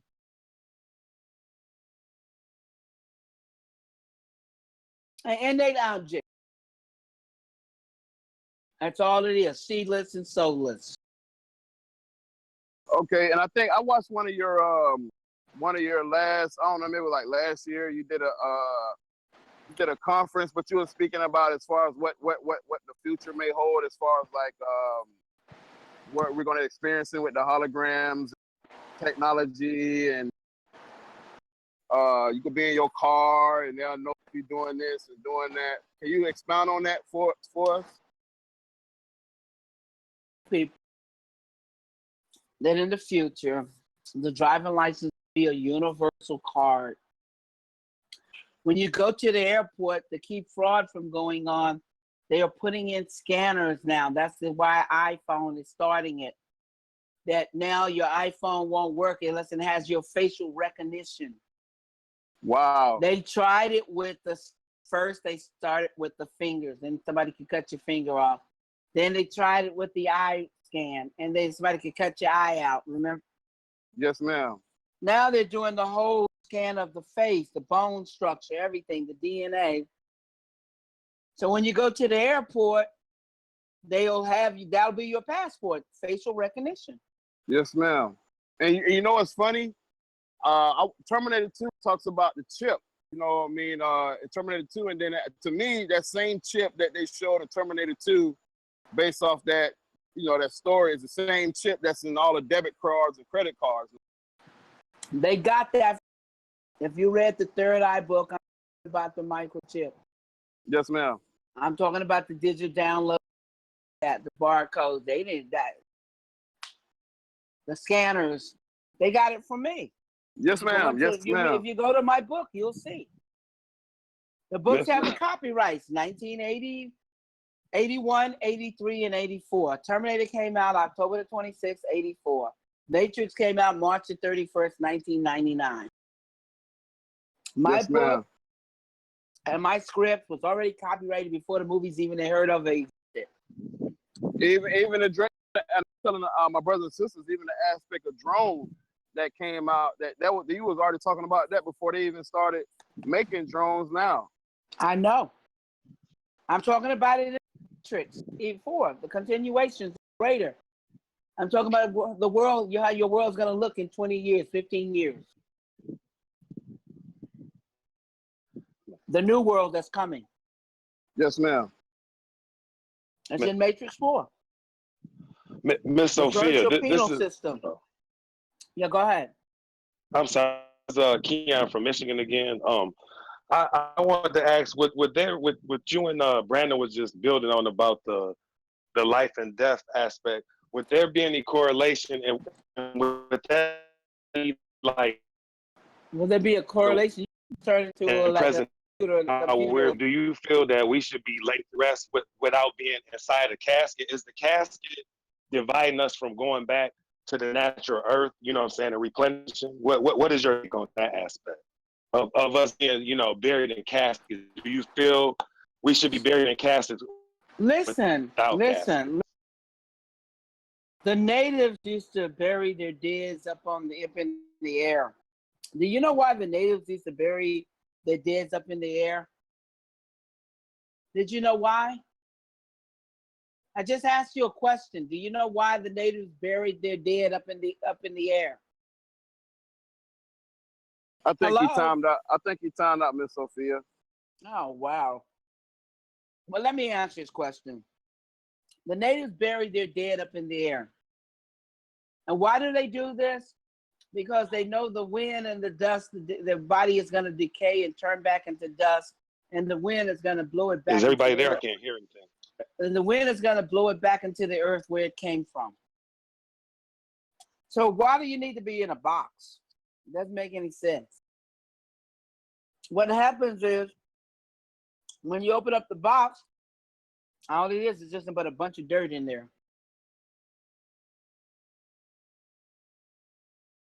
Did you hear what I said? Did you catch that knowledge? No. I'm sorry. You was breaking up. I didn't quite hear it. Can you say it again? If it wouldn't be a problem, thank you. You saying dirt as in dirt in the box, the casket, right? I said the natives bury their head up in the air because that's what a body does. It rots and it turns back into dirt, and the wind blows it back into the earth where it came from.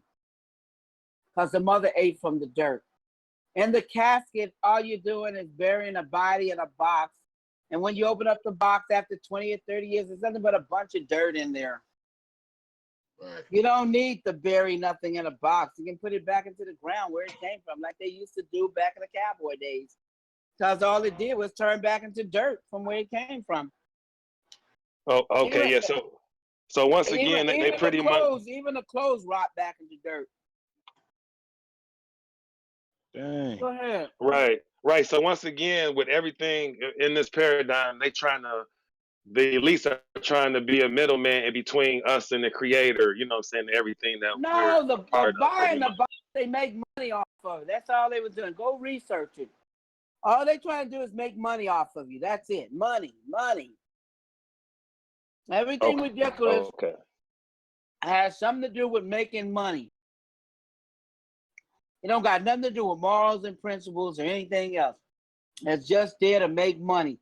They tell you a certain thing so they can get your money. That's all shit. That's all it is. If you know the truth, that's going to turn back to dirt. Why do you need a box? It's going to turn right back into the dirt where it came from. Everything is about that disconnection, though. That's why the story is so crazy how you put it.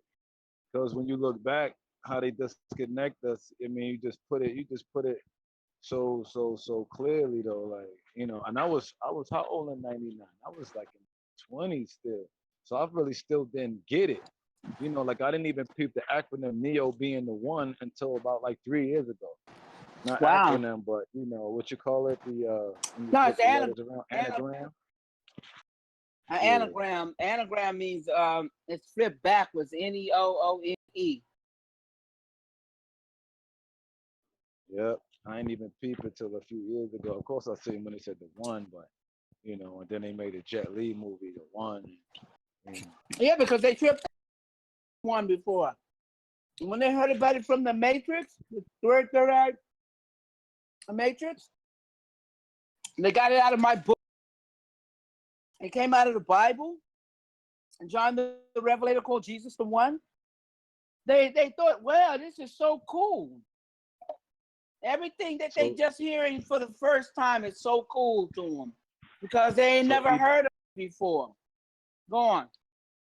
no, I was just saying, like, so when they say there's no God but one, it's not that this mean that it's one God, but they actually mean like one as like a noun, like an adjective or something. No, there is nothing but one God. There is only one.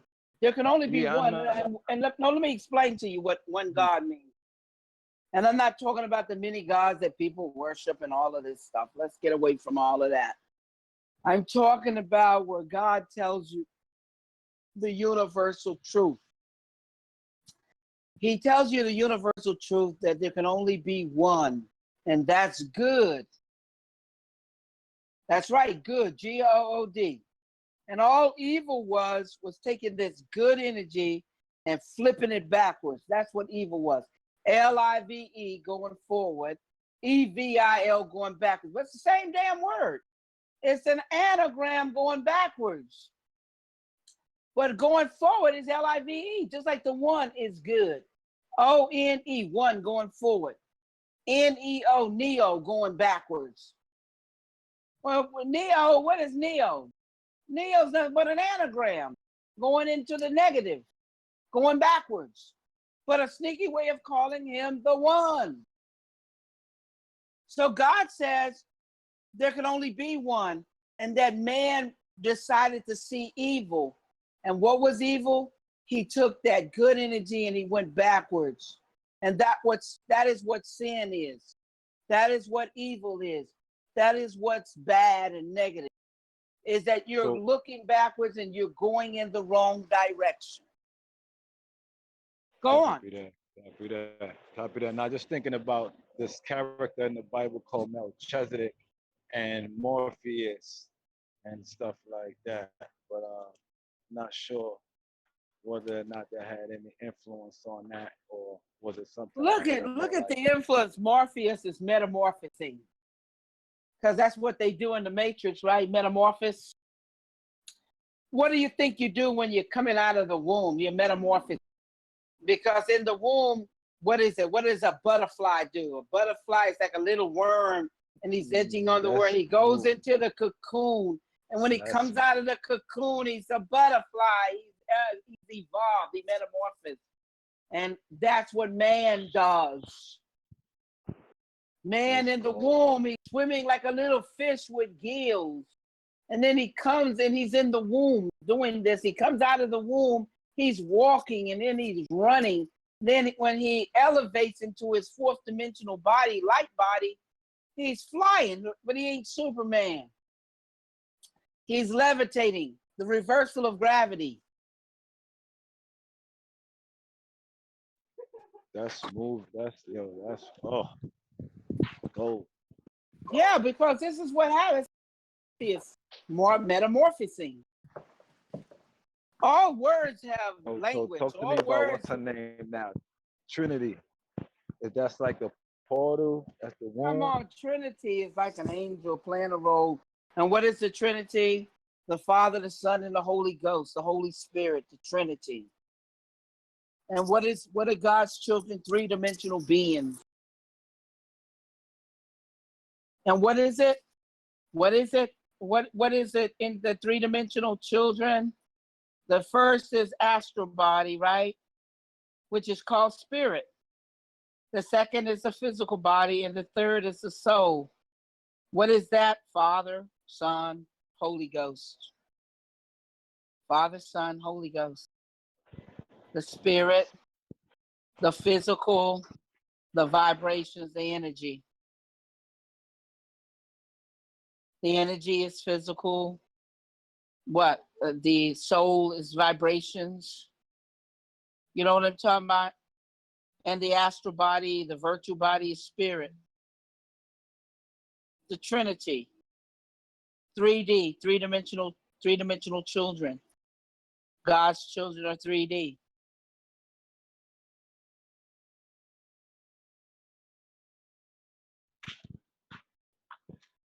And I saw someone have posted a picture of Sarah earlier, and the Terminator was determined to find Sarah. Sarah, Well, the why he Terminator was chose the for name Sarah? Sarah.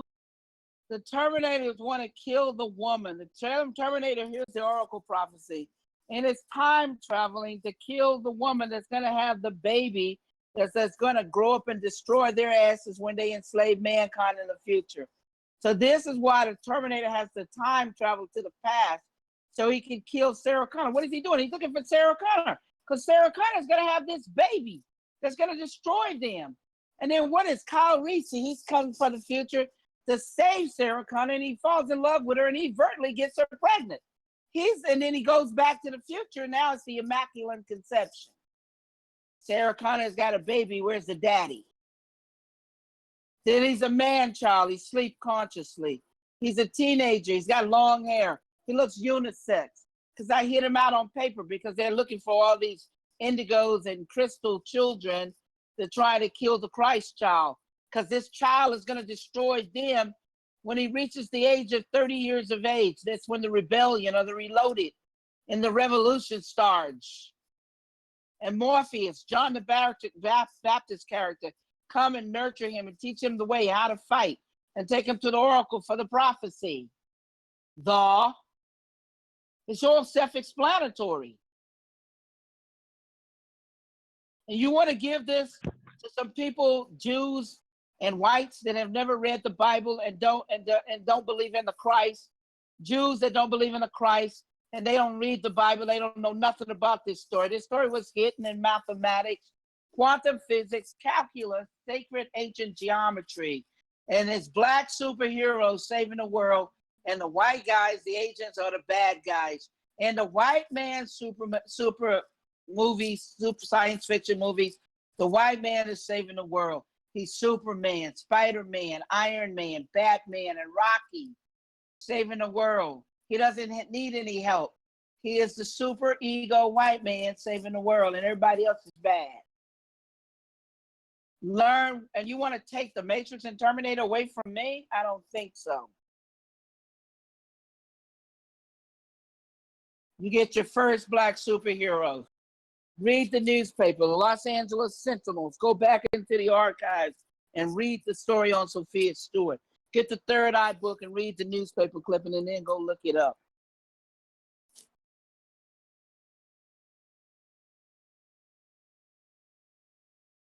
All right, I'm kind of lost now. Who's the black superhero?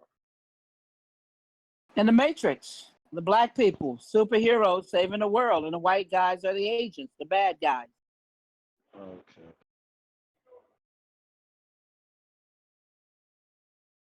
I get it. I get it. Cause it remind me of this game that came out a couple years ago. It's called Near Automata. It came out I think like last year or whatnot. But it was basically talking about what you talking about, like the inhumanity, the machines taking over. But in the game, humanity took refuge on the moon, and they sent androids down to battle the machines.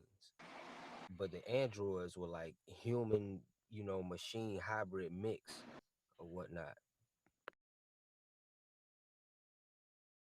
They all want to And copy off. They all want to copy off the Matrix. That's all they're doing, trying to copy and create stories after the Matrix.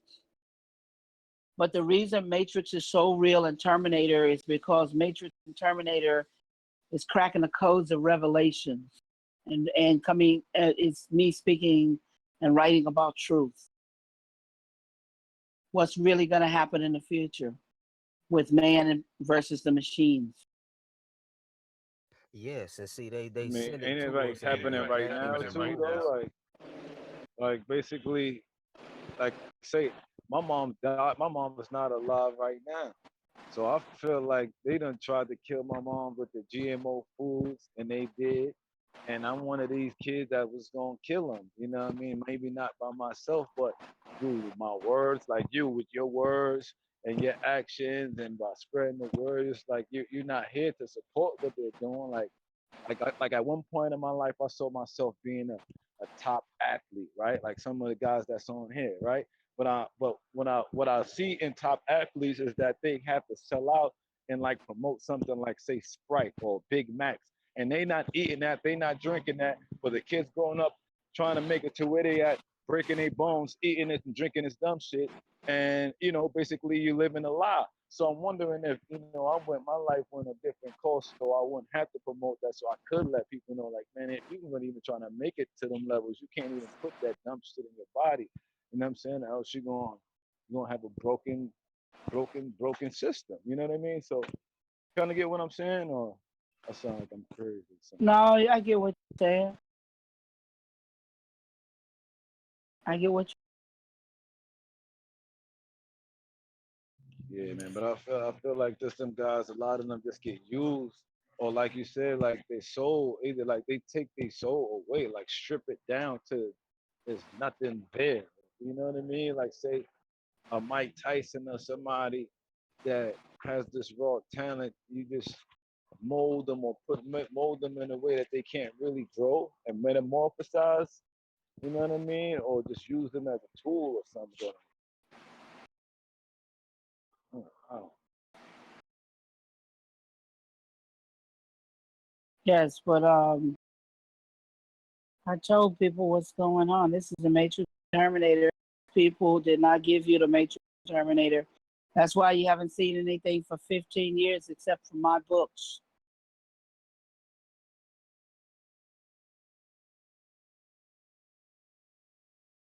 The So very reason you haven't. When it comes to this world and what we see now with Trump being president and this U.S. and this cryptocurrency and basically like you said, things that you put out years ago is being revealed now. Like what do you see us, like happening over the course of the next 10, 20 years with Well, it's all in the Matrix 4 book. You have to get the book and read it. It's right there in the Matrix 4 book, what's getting ready to happen. And it's real. Sophia, have you thought of a comic book adaptation to your book? I thought about comic books back in 1980. That's how people got to steal my work, copyrighted work in the first place, because I was already way ahead. So what do artists like you supposed to do to protect themselves today? You do the same thing over and over. You got the receipt to your Nikes, but that didn't stop them from stealing it, did it? And you got the deed to the house, and that didn't stop some bankers from stealing your mom's house, did it? And you got the title to the car, but that didn't stop the car thieves from stealing your car, did it? Nope.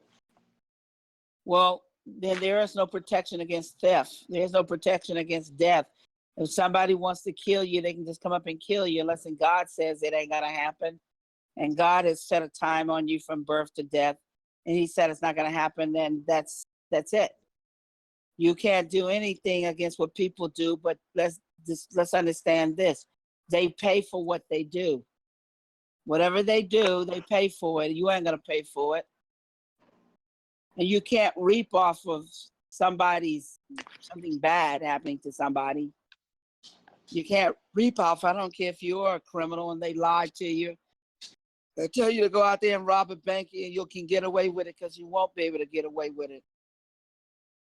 You won't be able to reap off of it, okay? That's the biggest lie that was ever told to get you to do something.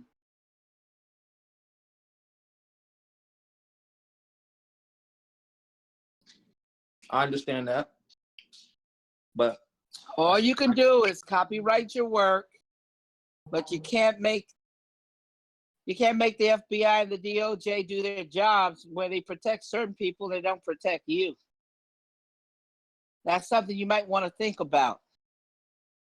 You done went out and paid for the copyrights, but who upholds that law to protecting your copyrights? If you go steal anything from the studio right now, I guarantee you the feds will be locking your ass up in a New York minute. You walk into a movie theater with Google glasses on, they're going to lock you up. You do a filming and you get caught, they're going to lock you up. You go out there and peddle some tape, bootleg tapes of music and DVDs or CDs, they're gonna lock your ass up. How's that? Does that spell it out for you? So the same protection that they give the corporations and the banks and the studios, that's what they need to do for the people. And who make that happen? The people have to make that happen. They have to say something. We want equal protection. And that's how you know that I own the Matrix and Terminator, because I'm selling it. You don't see them locking my ass up. Okay, do you get it now? So I've already taught you something. That if it's yours and somebody steal it from you, then you can reap off it because it belongs to you. Okay, but how do you go about proving that it's yours? Because what I go back to thinking is your original idea was from the Bible. You already proved it, that it was yours. No, it ain't from the Bible. The Bible has its own words and expression. And when you write something that is different, that's your words and expression. Because there's no hologram clones in the Bible. There's no virtual image in the Bible. There's no body scanner, food scanners in the Bible. If it is, show it to me. If you see a Terminator in there, show it to me. There's time traveling. And a red and the blue pill. Okay. Show it to me. Okay? No, I understand what you're saying. It's a form of it. No, listen. It's a form of expression. That is what the copyrights protect. That is what makes it yours. Not no ideas, but what you wrote. A script and a book. Right. I Graphics, understand what you're saying. Special effects, characters. My next question is, what makes your case that you had with the brothers, did they take verbatim, like they actually did, right? Took if you go right now, go and look at the Library of Congress, you won't see nothing written by them in there. You ain't never read nothing they wrote ever. They don't got no books out. They don't got nothing in the Library of Congress. Neither does James Cameron. They don't own they don't have no portfolio. They don't have shit in there. They don't even have a copyright. Okay. How do I know? Because I can send it over to you. Email me, send it to you, and you can look at it. What's entered into the courts. They don't have nothing. Why you think I won?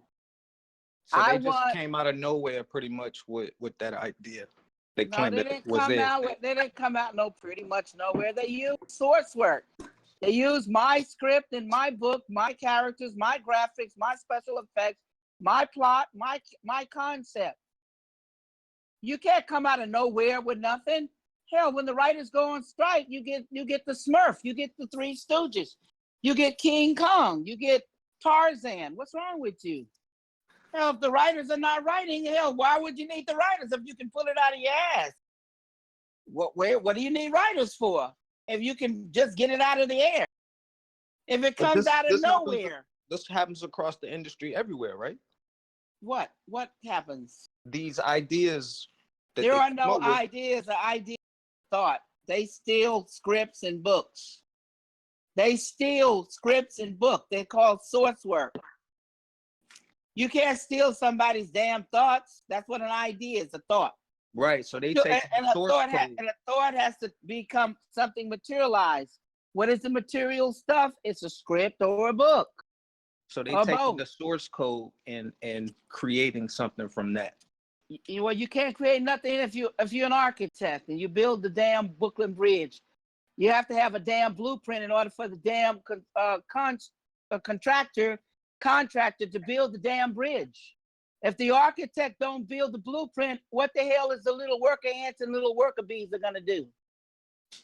If there's no damn blueprint, what is the damn contractor gonna do? If it ain't no damn blueprint, what does the architect and the engineer do? The engineer has the blueprints for the damn car. What the people on the assembly line, they can't build the damn car if it ain't no blueprint by the engineer.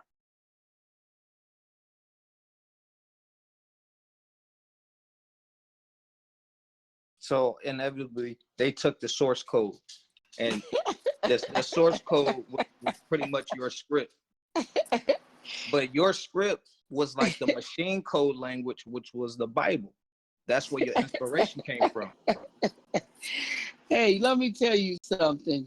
Why don't you go and tell the fucking architect that built the Brooklyn Bridge that shit and see what he tells you? And why don't you go tell the engineers that created the damn car you're driving? Go tell him that, okay, and see what the hell he tells you. And why don't you go tell John Grisham that bullshit and see what he tells you? I'm serious. Go tell him that. I would love to hear you. I'm not following you, sis. I'm not following you. I would know. Hey, you're never gonna follow because you don't understand what I just told you. I just told you something really deep. I told you that the architect is the creator of that building that you see downtown that you're looking at. It wasn't the contractor and the little worker ants and the little worker bees, okay? They didn't build the building. They just came in and brought the material and followed the blueprint. The assembly line over there, if you're in Detroit and they making cars, a GM or Dodge or Chrysler, those little worker ants and little worker bees, they're following a blueprint to put your car that you're driving right now together. But they're not the creator of your car, okay?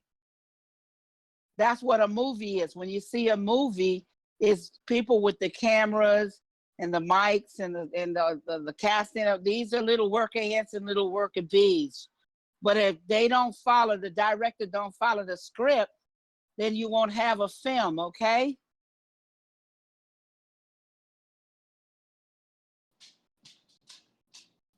Oh yeah, we follow. Well, I have to teach because hell, nobody's taught. Seems like they taught you guys this.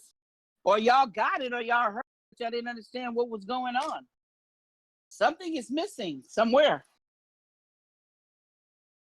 Because that's why they said that this architect, this guy built the Taj Mahal. They don't say the little damn worker ants and bees that got up on there and start putting it together built it. Go Google it real quick and see what they say was the architect that built the Taj Mahal or the one that built the Eiffel Tower. That's a good one. No. What about the one that built the Statue of Liberty? Was it the contractors that built it, or was it the architect that created it? Go in there and Google it and see what they say. See if they gave credit to the contractors. I'm cracking up laughing. Yeah, no, you're right. You talking real talk though. You talking real talk. Real talk. Cause I mean, like I do electrical work for a living or whatnot. You know what I'm saying? I make lights, and you absolutely right. It all start with the blueprint. Without the blueprint, hey, we don't know. You know what I'm saying? Which You light ain't we got looking at. nothing. That's right. You won't have nothing. Every inventor, you go to the trademark office right now, every inventor who has ever created a chair, who has ever created a fan, a light bulb, or whatever, they got their little bitty example of their work in the blueprint. And they got a working model, because they have to put a working model in there at the trademark office to show people how it looked and how it worked. And then manufacturers and companies come and they start mass producing from the blueprint and from the model. And that's called the script in the book. Okay? And the Bible was your inspiration to your script, correct? The Bible, God was my inspiration. G-O-D, So God the was Bible my is inspiration. the word of God, right? I didn't say the Bible was my inspiration. I said God was my inspiration. Now, you want to use your words or do you want my words? I don't Can I know ask what the you a quick difference is. question? Because when you go in my book, the third eye book, it says that my work and my inspiration came from God. And Is your work not in words? Go look and see what I'm saying in my book. Is your work not written in words? My work is done in numbers. Every letter stands for a number. A is for 1, F is for 5. There are no words. Words are nothing but symbols that stands for numbers. The whole universal language of the whole world is mathematics. You have a birth certificate. You have a driving license. You have a license plate. You have a home address. You have a driving license. Everything is nothing but numbers. Everywhere you look is nothing but numbers. The Bible's written in numbers as well. Well, that's what I just said, but you said about words. You just brought up words. Not You only- everybody looks at words as numbers. Listen, words are used by witches and warlocks. They're called spells. That's why they whipped your ass in school if you didn't know your spelling, and they didn't want your ass to learn math because they knew if you learned some math, you were going to be a creator. They didn't want you to be a creator. They wanted to lull you with words, and words are nothing but spells, and they wanted to put your ass in spells so they can put your ass to sleep, because that's what spelling does. It puts your ass to sleep. That's what words do. Okay. But numbers, you create with numbers. And if you know math and you know law and you know the Bible is nothing but mathematics. The Bible is nothing but math. Wait, stop. The penal codes is created from the Bible. The penal codes is nothing but math. Go into the Bible is nothing but math. Look at the numbers, 34, 19. All of its numbers. What do you think Anthony Robbins, Carnegie, what's his name? Dale Carnegie, Napoleon Hill, Vincent Peale, all of these people, the rich man and the poor man, they got their books based off the Bible. Understood. And where you did the said Bible something earlier wait, about Neo. Where did the Bible come from? Wait, let me finish. Hold up. Where did the Bible come from? Because I bet you none of you know. Bet you not one of you, with all the study and all the reading and all the education and intelligence, you can't tell me where the hell the Bible came from. I bet you not one of you know. Well, it's not a battle of the wits, sister. No, it ain't got no thing with no battle of the wits. It came from the Jews. Oh, Jesus. Well, you show it. My mama said that to me all the time, too. Well, let me tell you, your mama don't know something. And let me tell you what she don't know. The Bible comes from ancient Kemet, based on the book of the living and the book of the dead. That's where it comes from. The baby Jesus is the baby Horus. Mother Mary is Isis. And if you don't believe it, go Google it and go back and look at it in the hieroglyphics. That's where the Bible comes from.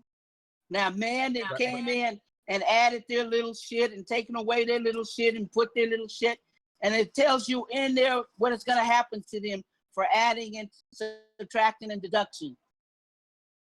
And it did not come from the Jews, didn't come from the Arabs. Hell, there wasn't no Jews and no Arabs and no Greeks, none of that. It was nothing but tribes. There are no races. It's a lie and illusion they created for you to separate and divide you, to keep you distracted from the truth. Can I ask you a quick question then? You can ask me anything. Right on. So which came first? Did Serapis come first, or did Osiris and Isis story come first? It doesn't matter about the story. All you need to know is the right eye and the left eye. That's where it all came from. The Amun Ra and the Horus. It's all about the right eye and the left eye. And that was telling you the way energy flows. If you open up your car right now, the hood of your car is one battery propelling your car. There's only one energy. If you look at the post, it has a negative post and it has a positive post. That tells you how energy flows. And if the energy is flowing positive, your car is driving well. And when it flows negative, your car is breaking down. It might be even burning up. That's why you can't stick the two together, because of the way the energy flows. The negative and the positive charge. You said something earlier about Neo going backwards and how it is one. What's your idea on imaginary numbers and how we use them today in like our feedback and prediction systems? There is nothing but 9 numbers. First, the alpha is the 1. And everything begins again on the 1. And the 0 is the infinity. That's why you see the number 8. It's a little 0 sitting on another 0. And when you turn them vertically or horizontally, they're nothing but zeros going in all directions, meaning that God goes in all directions forever. That's why his number is 8888. And that's why man's number is 999. And why religion is 666. Well, let me hit you with a 69 because it's the same number. When it goes up, it's a 6. When it goes down, it's a 9. But it's the same number. And it tells you how it flows. Up is heaven. Down is Mars or man or Pluto. Up is Venus, heaven, love. Sophia. Yes. Hi. My name's they know me as Joe from Cali. I'm from West Coast, California. And I feel everything that you're saying about the attack on the womb and kind of like how technology is playing in with this machine. But are you open to the idea of instead of being the one as the answer, are you open to the idea of us being like as a whole, believing as ourselves as God and goddesses? Not that we're the creator as in a God, like more than everyone else. I know what like you're us calling waking it. up. You are a co-creator because we can create. We can create a heaven, Yes. but we can create a hell. And that's called a co-creator with God, meaning that man can go forward or he can go backwards in what he does. He can create and build, or he can destroy and tear down. That's why you see on TV people killing people and destroying and bombing and destructive. Or they're building and creating new technology, new things to help and heal. You can go either way. That's what the energy is telling you. It's your choice. You're the one that chooses. Are you open to the idea though that it could possibly be not the one, like say one person saving us, but us as a whole waking up to the well, system? that is what's going on. Look. Okay, good. I just want to be on the same page. No, listen, that is what's going on. That's why it's called a United Nations. That's why the Matrix is so big, because it's showing that everybody is saving this world, not the white man, but everybody together. There's no races, but all tribes of people are working in one as one. That's what the one was talking about. That he was showing you the way that this is the way that we all are ones. If you read the Matrix 4, that's what it's telling you. But you haven't read it, so that's why you don't know.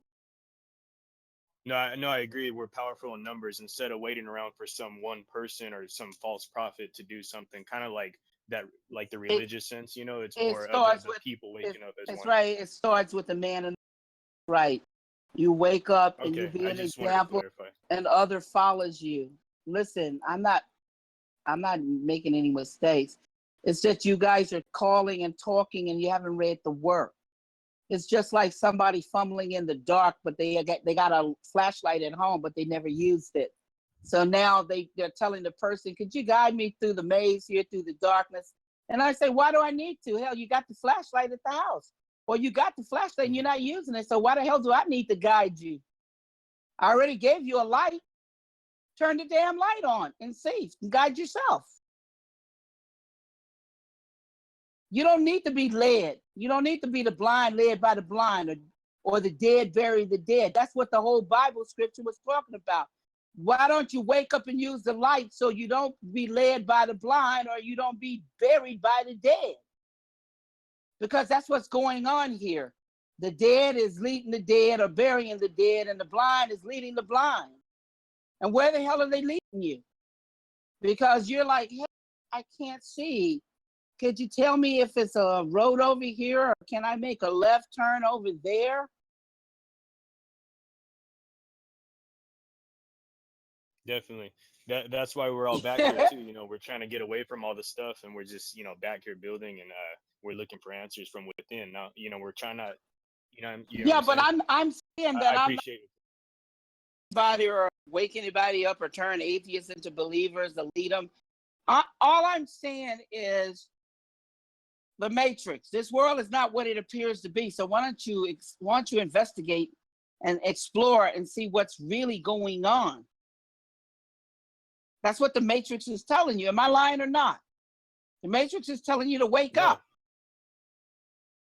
Yeah, facts. We do Yeah, that I'm every giving you day. something We to do that look every at day. things differently. Because if you see this differently, then what else am I missing? Because you know what? Somebody didn't take, they didn't teach me that. They gave me a piece of that, but they didn't give me the big picture. Wait a minute, Sophia is telling me something that I didn't see before. Oh, now I'm getting it. Now the light bulb is coming on. So now I can see the whole big picture. Now I can see the whole yard. Because now I can see because the light is on. You need a light bulb. You need a flashlight. But somebody can't make you turn the light on, the switch on, or use the flashlight. That's something you got to want to do. That's why I told you to go Google it, go look, go to YouTube, go look at shit, go examine. So that way you can see through the illusions, you can see through the lies. You can see that people that want your ass sleep is not going to try to wake you up. They can harvest you if you sleep. They can't harvest you if you're awake. They can't take your choices from you unless they can fool you into giving them to them. They already know the law. They can't make you do anything, but they can deceive you into giving up your choices. So I'm trying to wake you up and so you can say, no, that's my choice and I'm not doing that. Sophia, if I can Yes. cut in. Hi, Yes. this is Empress Lou again from the West Coast. I just wanted to mention that a lot of us are here because we discovered that this what NASA and the shape of the Earth and what they were teaching us about the globe was actually a huge deception, and we all kind of came together through breaking that deception and discussing it further, and that kind of led a lot of us to, you know, the different deceptions and where we have to watch the veil, you know, covering over our eyes, because the flat earth deception was huge for some of us, or all of us, I would say, all of us that are here. That's how I met a lot of these brothers, is because we were, you know, connected through the deceptions, or through breaking the deceptions, and that's why we were all really excited. I know I was, to hear. Well, let me tell you something. I appreciate what you're saying, and I want to say something because I know where you're going with this. I want to tell you guys something. In another 70, maybe another 75 years, everybody that knows the truth about what's going on here is going to be dead. In another 75 years, maybe possibly 100, everybody that knows the truth is going to be dead. So if you guys, the millennials and the Gen X, do not get it, it's going to be pitiful here. That's right.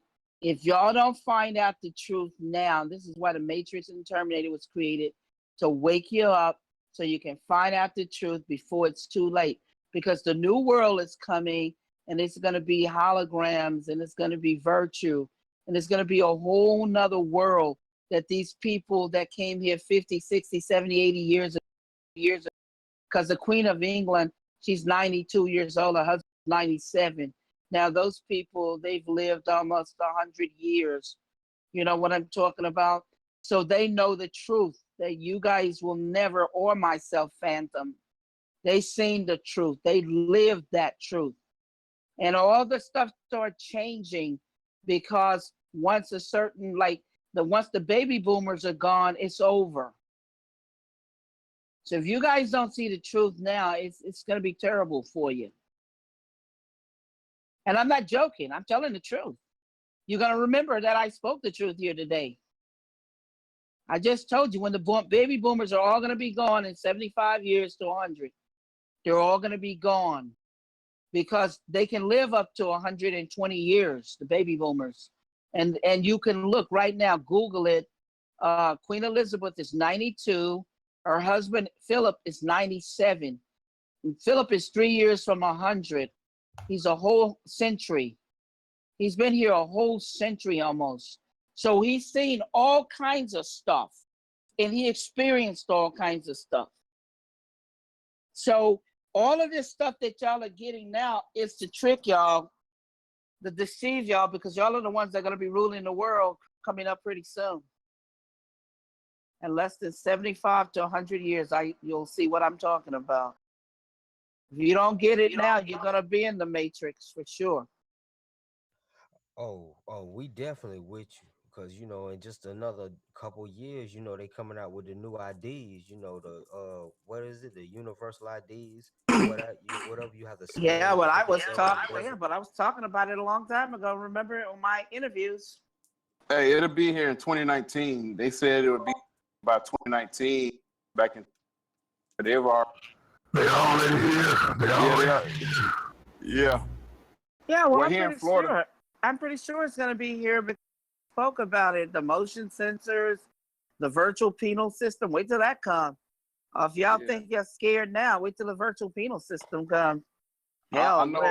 What about the implantable biomicrochip? Is that already in effect? The which one? With the The Obamacare, it RD. came with the implantable biomicrochip.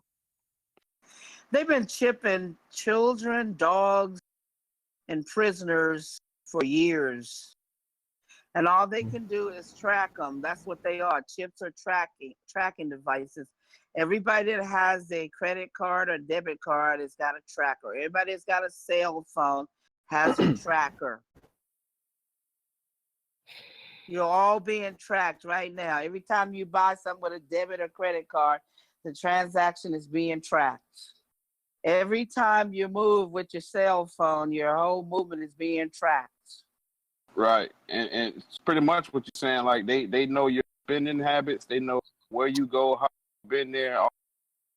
Everything. It's already recorded and tracked. That's the matrix. So I don't know what you're talking about the other one, the universal card, because all they're going to change, like I told you, they are bringing that universal card in, but it's for another reason. They want to make it a card where they can put everything together, where it all can be one, a database like Facebook.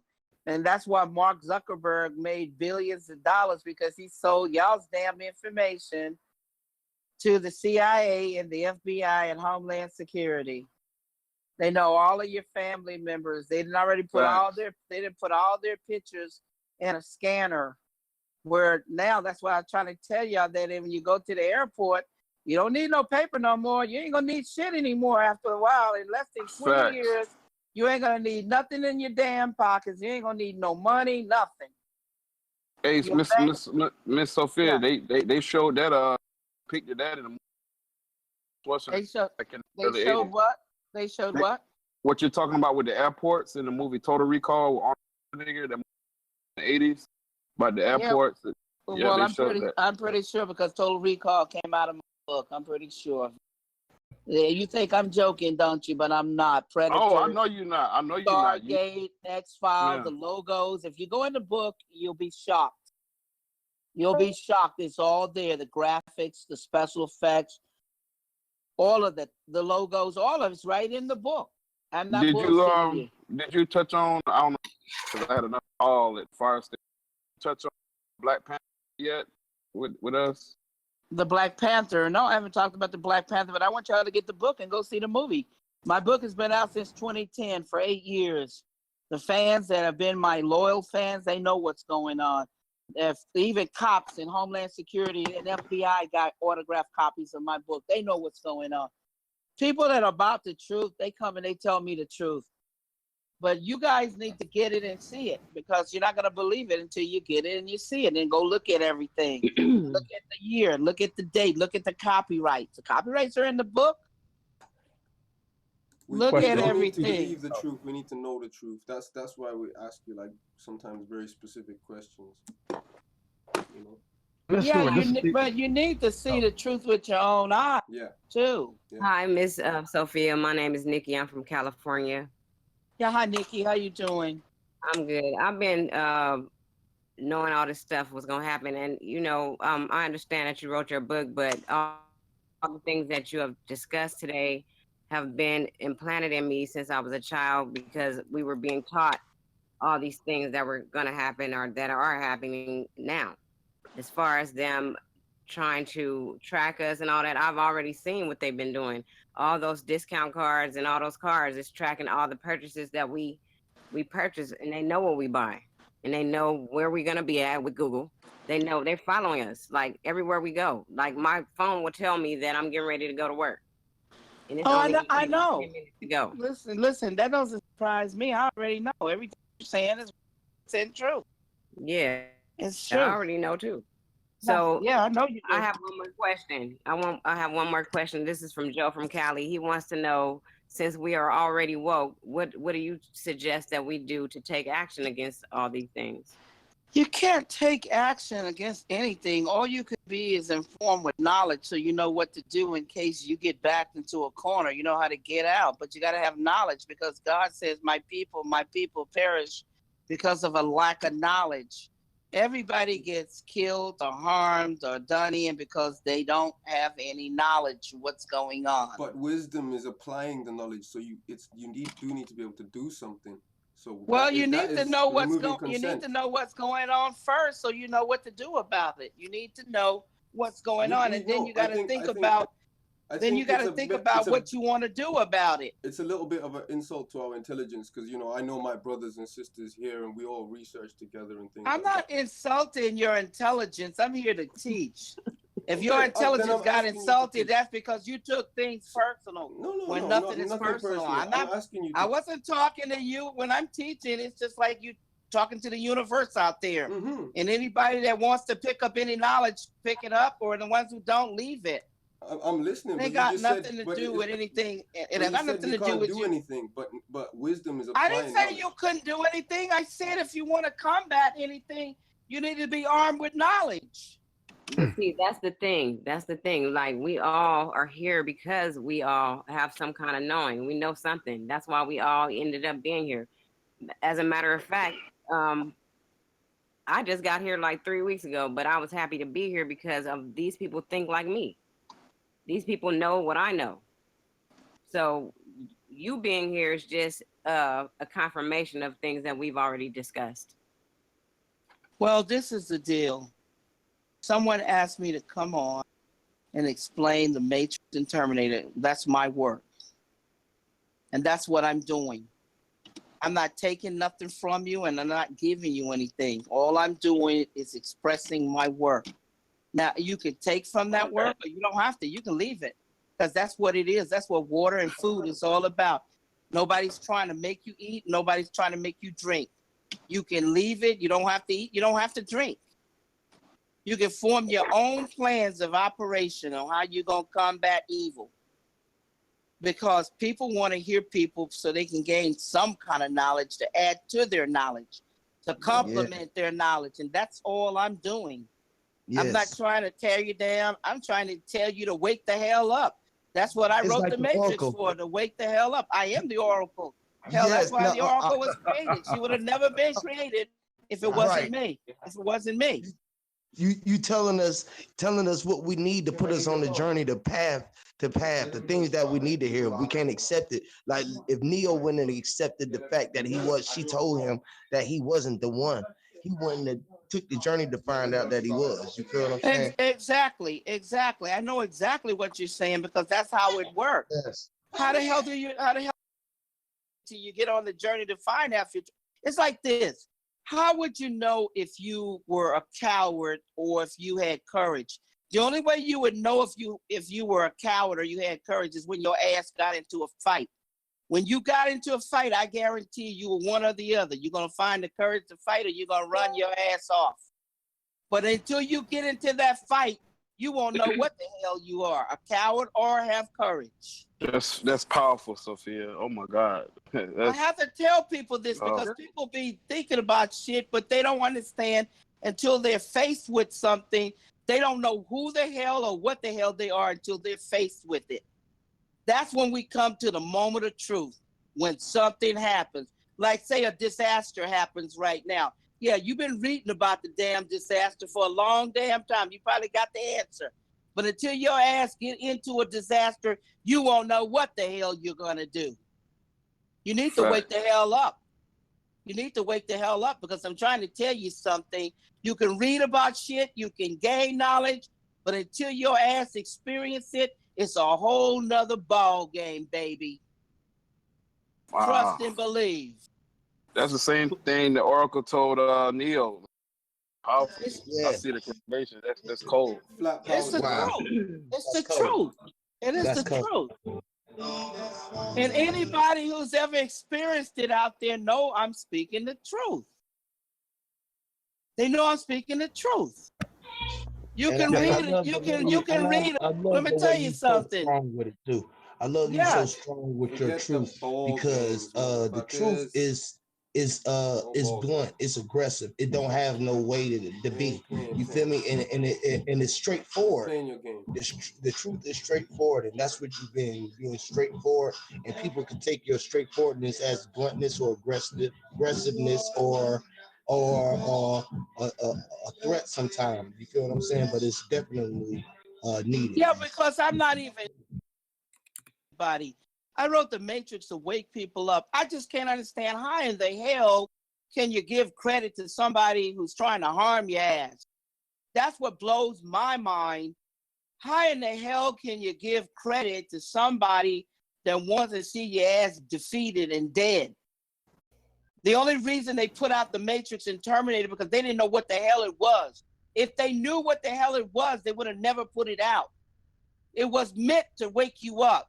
It was meant to be hidden in numbers because they can't comprehend numbers. They comprehend words, but they can't comprehend numbers. The witches and the warlocks deal in spells and You're words right. and anagrams and writing backwards. And when you listen to music backwards, they're giving little subliminals and the subliminals messages in commercials and shit with ice and sex and all kinds of stuff. But they don't deal in mathematics. Mathematics is creation, it's creating. Spells and words is tearing down, it's destroying. I'm telling the truth. Yes, you're definitely right because numbers created everything. I had asked the brothers one time which one was created first, was the alphabet or was numbers created first, and I believe everything was created out of numbers. That's right. Everything is created out of numbers. The numbers come first. Go into the Bible, and the Bible tells you numbers is vibrations, and upon the earth came the vibrations. Yes, and that's what you said. That's why you was talking about the harmonic tones and frequencies and things of that nature. And it's about being in harmony because harmonic tone is the music, is the vibration is what creates. I mean, everything moves off of vibrations and frequency, tones, and things of that nature. That's right. Everything that was ever created in the universe off of vibration frequency. It wasn't no damn words. I guarantee you that. Sophia, this is Stephen Harris calling from California. I just have a quick question. Can you hear me? Yes. First of all, your work is fantastic. I've seen the Terminator and one of the Matrices. Do you think when they developed this Sophia artificial intelligent thing, they were like named that after you? Yeah, of course they were mocking me because they know that I came up with the first artificial in the Matrix. And when you read, it's Ava, it's talking in the Third Eye book. And of course they're mocking me in the Black Panther movie when they say, "Hi, Sophia." What do you think they're doing in there? Once you read the Matrix 4 book and you look at look at the Black Panther. Yes, they naming the artificial, some of the artificial, another machine, Sophia. They're naming another one, Sophia.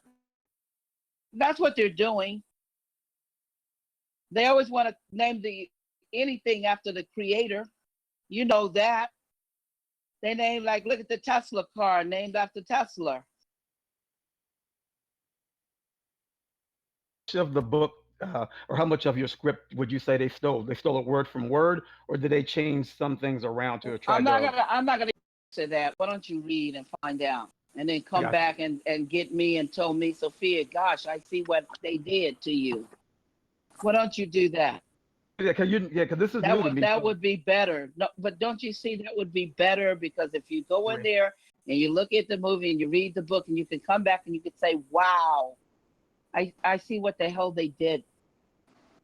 To me, that's phenomenal when people come back, and people have done that. They've read the book and come to me, and I've done millions of interviews. I'm gonna be interviewing always. You can have me back on the show just to ask me questions. I even told the hostess to tell people to get the book and read it before I come on, so they can ask me questions that they don't have to ask the same questions that people ask me a million. You go on YouTube. I've answered that.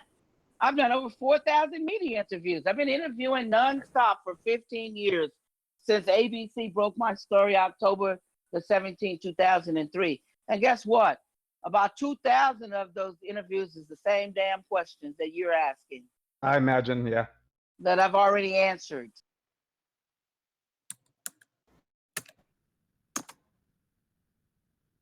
Now that's real. Yeah, it is. It's real because we should have did our due diligence and did our research, knowing that you was coming Absolutely. on the platform as well. You feel what I'm saying? And I apologize on the behalf of everybody, but it was still a pleasure having you here. You feel me? And hearing you express yourself, and so we can hear your point of views. You feel what I'm saying? So, can I ask you another question? I know I can because you already open. So, what I want to ask is, being that energy is transferred, and being the architect, and you are the architect of the script, right?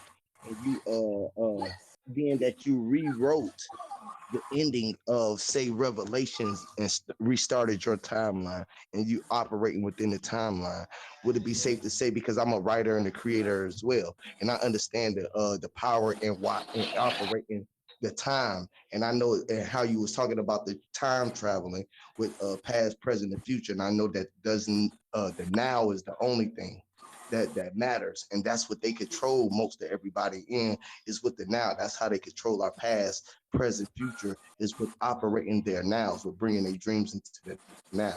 And I just want to know, is that something that you operate in, is the above, as above, so below, and bringing things into the now? Do you operate in now, or I do don't you know. do I didn't rewrite anything. I didn't do any rewrites.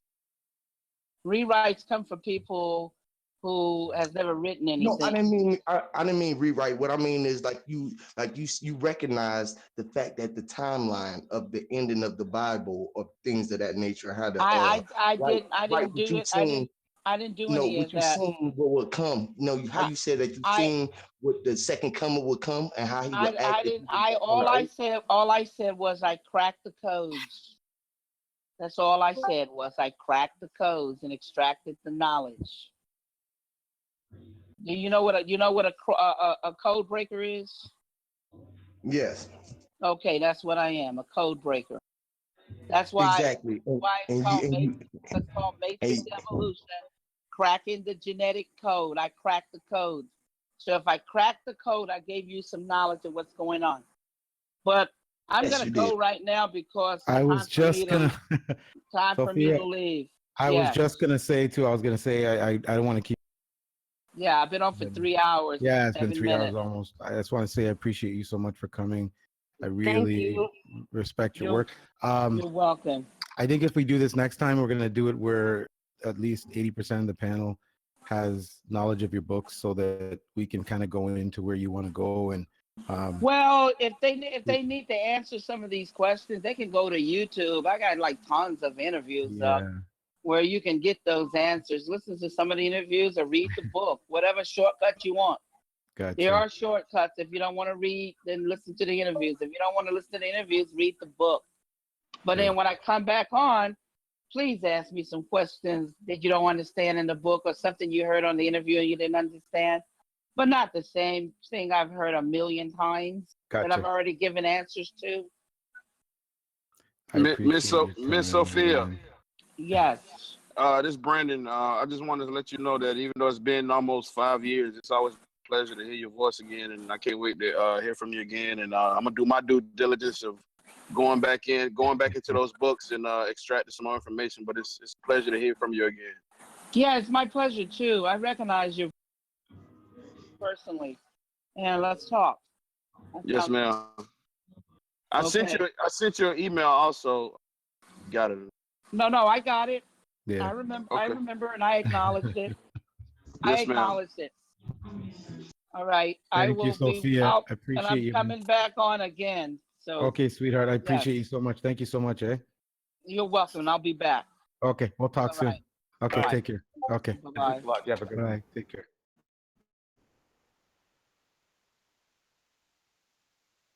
Well, well. Whole bunch of sales. Family, family, family. Oh, hang on a second, bro.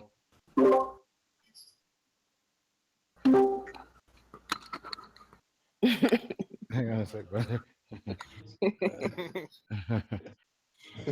Woo! Hey, Sophia, Sean. hang on, bro. Hang on a second, brother. I think Sophia hasn't she doesn't know how to detach from. All right. I don't want her to be linked because then she won't. Well, that was interesting. It seemed like didn't get much information from that. A bunch of book sales. Thanks to Sean Hyman for setting that one up. You know, that one was great. A lot of people came through on that one. She kind of deflected on that whole flat Earth thing. But just trying to be respectful towards, you know, what information she had to bring. I like that she had she was talking about, you know, the womb and Egypt, of course. You know, we learned this with Bro Sanchez. Anybody else who's listening on the chat, let me shout everybody out. You know, I think that's deserved. Thanks for coming to everybody. Flat Earth Unity, Free Minded, Flat Plane Master P, Backpack Zoe, Hidden Treasures, Entertainment, and more. Huey P, Sean G, Kinsella, Stephen Harris, Toy,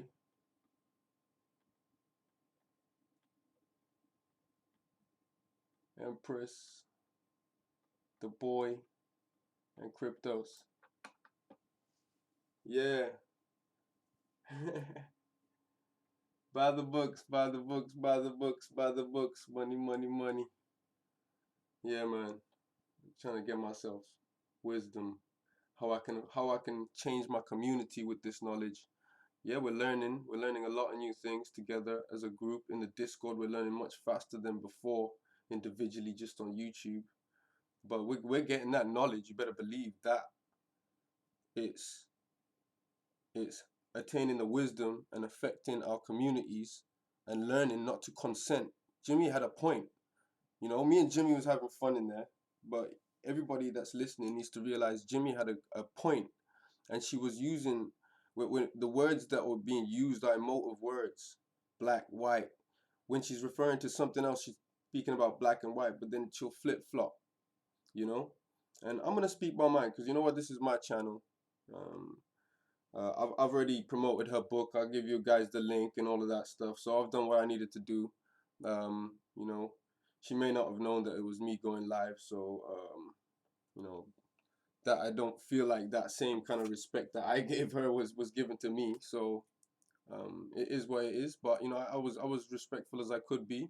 I stayed in the chat most of the time. I asked the flat Earth question. Shout out to Indigenous Caribbean because you prompted me to ask the question. I was mainly being very polite for the most part, but yeah, shout out to everybody that's listening. Yeah, you know what? Yeah, go buy the book if you want to buy the book. If you're a fan of the film, I'm a fan of the film. I like the film. I like Terminator. I go what you know. I watched Matrix before, but you know, I think the fact that we spent so much time on this and you know, we read a little bit. We read the script. We read at least 63 pages of like the script, where you know where they're telling you, you know, Neo says da da da, and then you know it's read out like that. We read as much as we could in the short amount of time that we had. We didn't read the third eye. We just read the Matrix 4 script, which is what we're really meant to be talking about. I don't know. I didn't really get much from the script personally. It was really short. Scripts are kind of short, concise. Descriptive for the cameraman and things like that. It's completely different to a book. But yeah, it's certainly a good plug to sell her book. There's no denying that. You know what I'm saying? Um, I don't know if the rest of the brothers are gonna come back in the chat because if they come back in here, I'll certainly stay live. I just wanted to be able to speak my piece to everybody on YouTube, without anybody disrupting, because I think that's important. This is my channel. It's important that my voice is heard. You know, peace to all the gods and goddesses out there. I may go live again, depending on whether or not the brothers want to continue building. But yeah, much respect to Sophia for coming through and in a sense promoting my all of our discords and promoting and basically gracing us with her presence. I'm sure it's gonna give a little bit of a boost to the people that aren't woke, because people that aren't woke like the Matrix, and I'm sure that the Matrix film has been some kind of an awakening moment for most people. So if she wrote it, big on her. You know what I'm saying? Kind of got a bit of an admittal that it's straight, it's from the Bible. You know what I'm saying?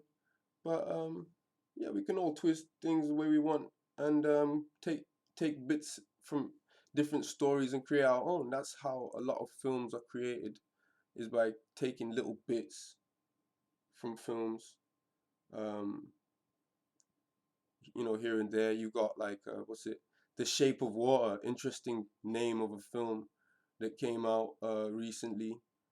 To me, that was a bit of a flat Earth kind of throwing off flat Earth with the Google trending results. The Shape of Water, because people are looking at what is the shape of water? How does water does it find its own level, etc. and so on? Does it curve? Is there a bulge? Blah blah blah.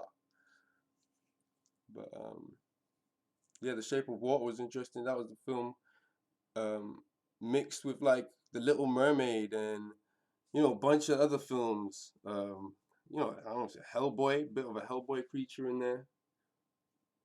Um, Man, the boy, I can't. The link is actually, if you come into my chat, the boy, I can get you the link. The link's in my chat. I can get you in there. But I'm gonna stay live on here for maybe a little bit longer if I've got something to say. I don't know. But come into my room and you get the link. I'm in the chat in Allergic to Bullshit server. Sean's chat room is locked. What's the link? Okay.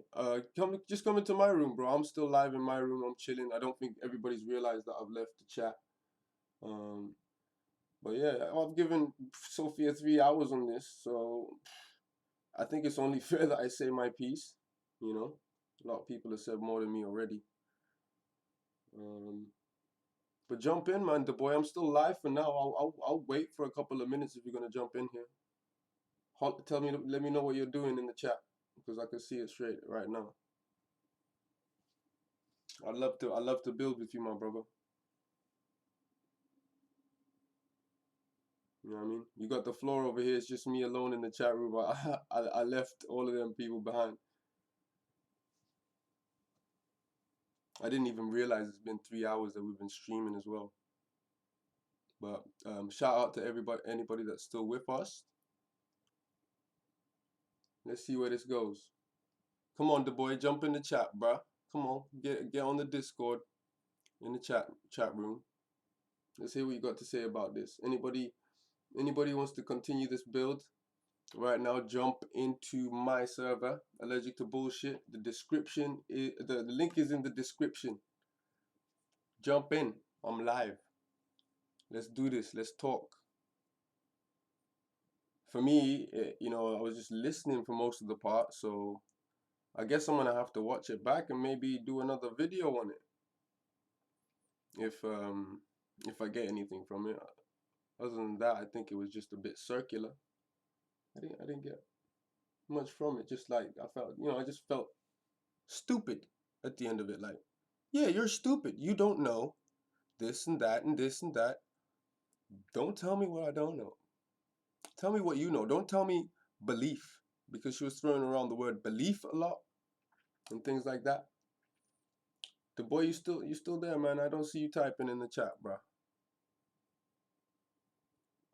Maybe you made it into the main to the main thing. But yeah, if no one's jumping in, I'm just gonna sign off on this one and maybe go live again in a bit with the boys.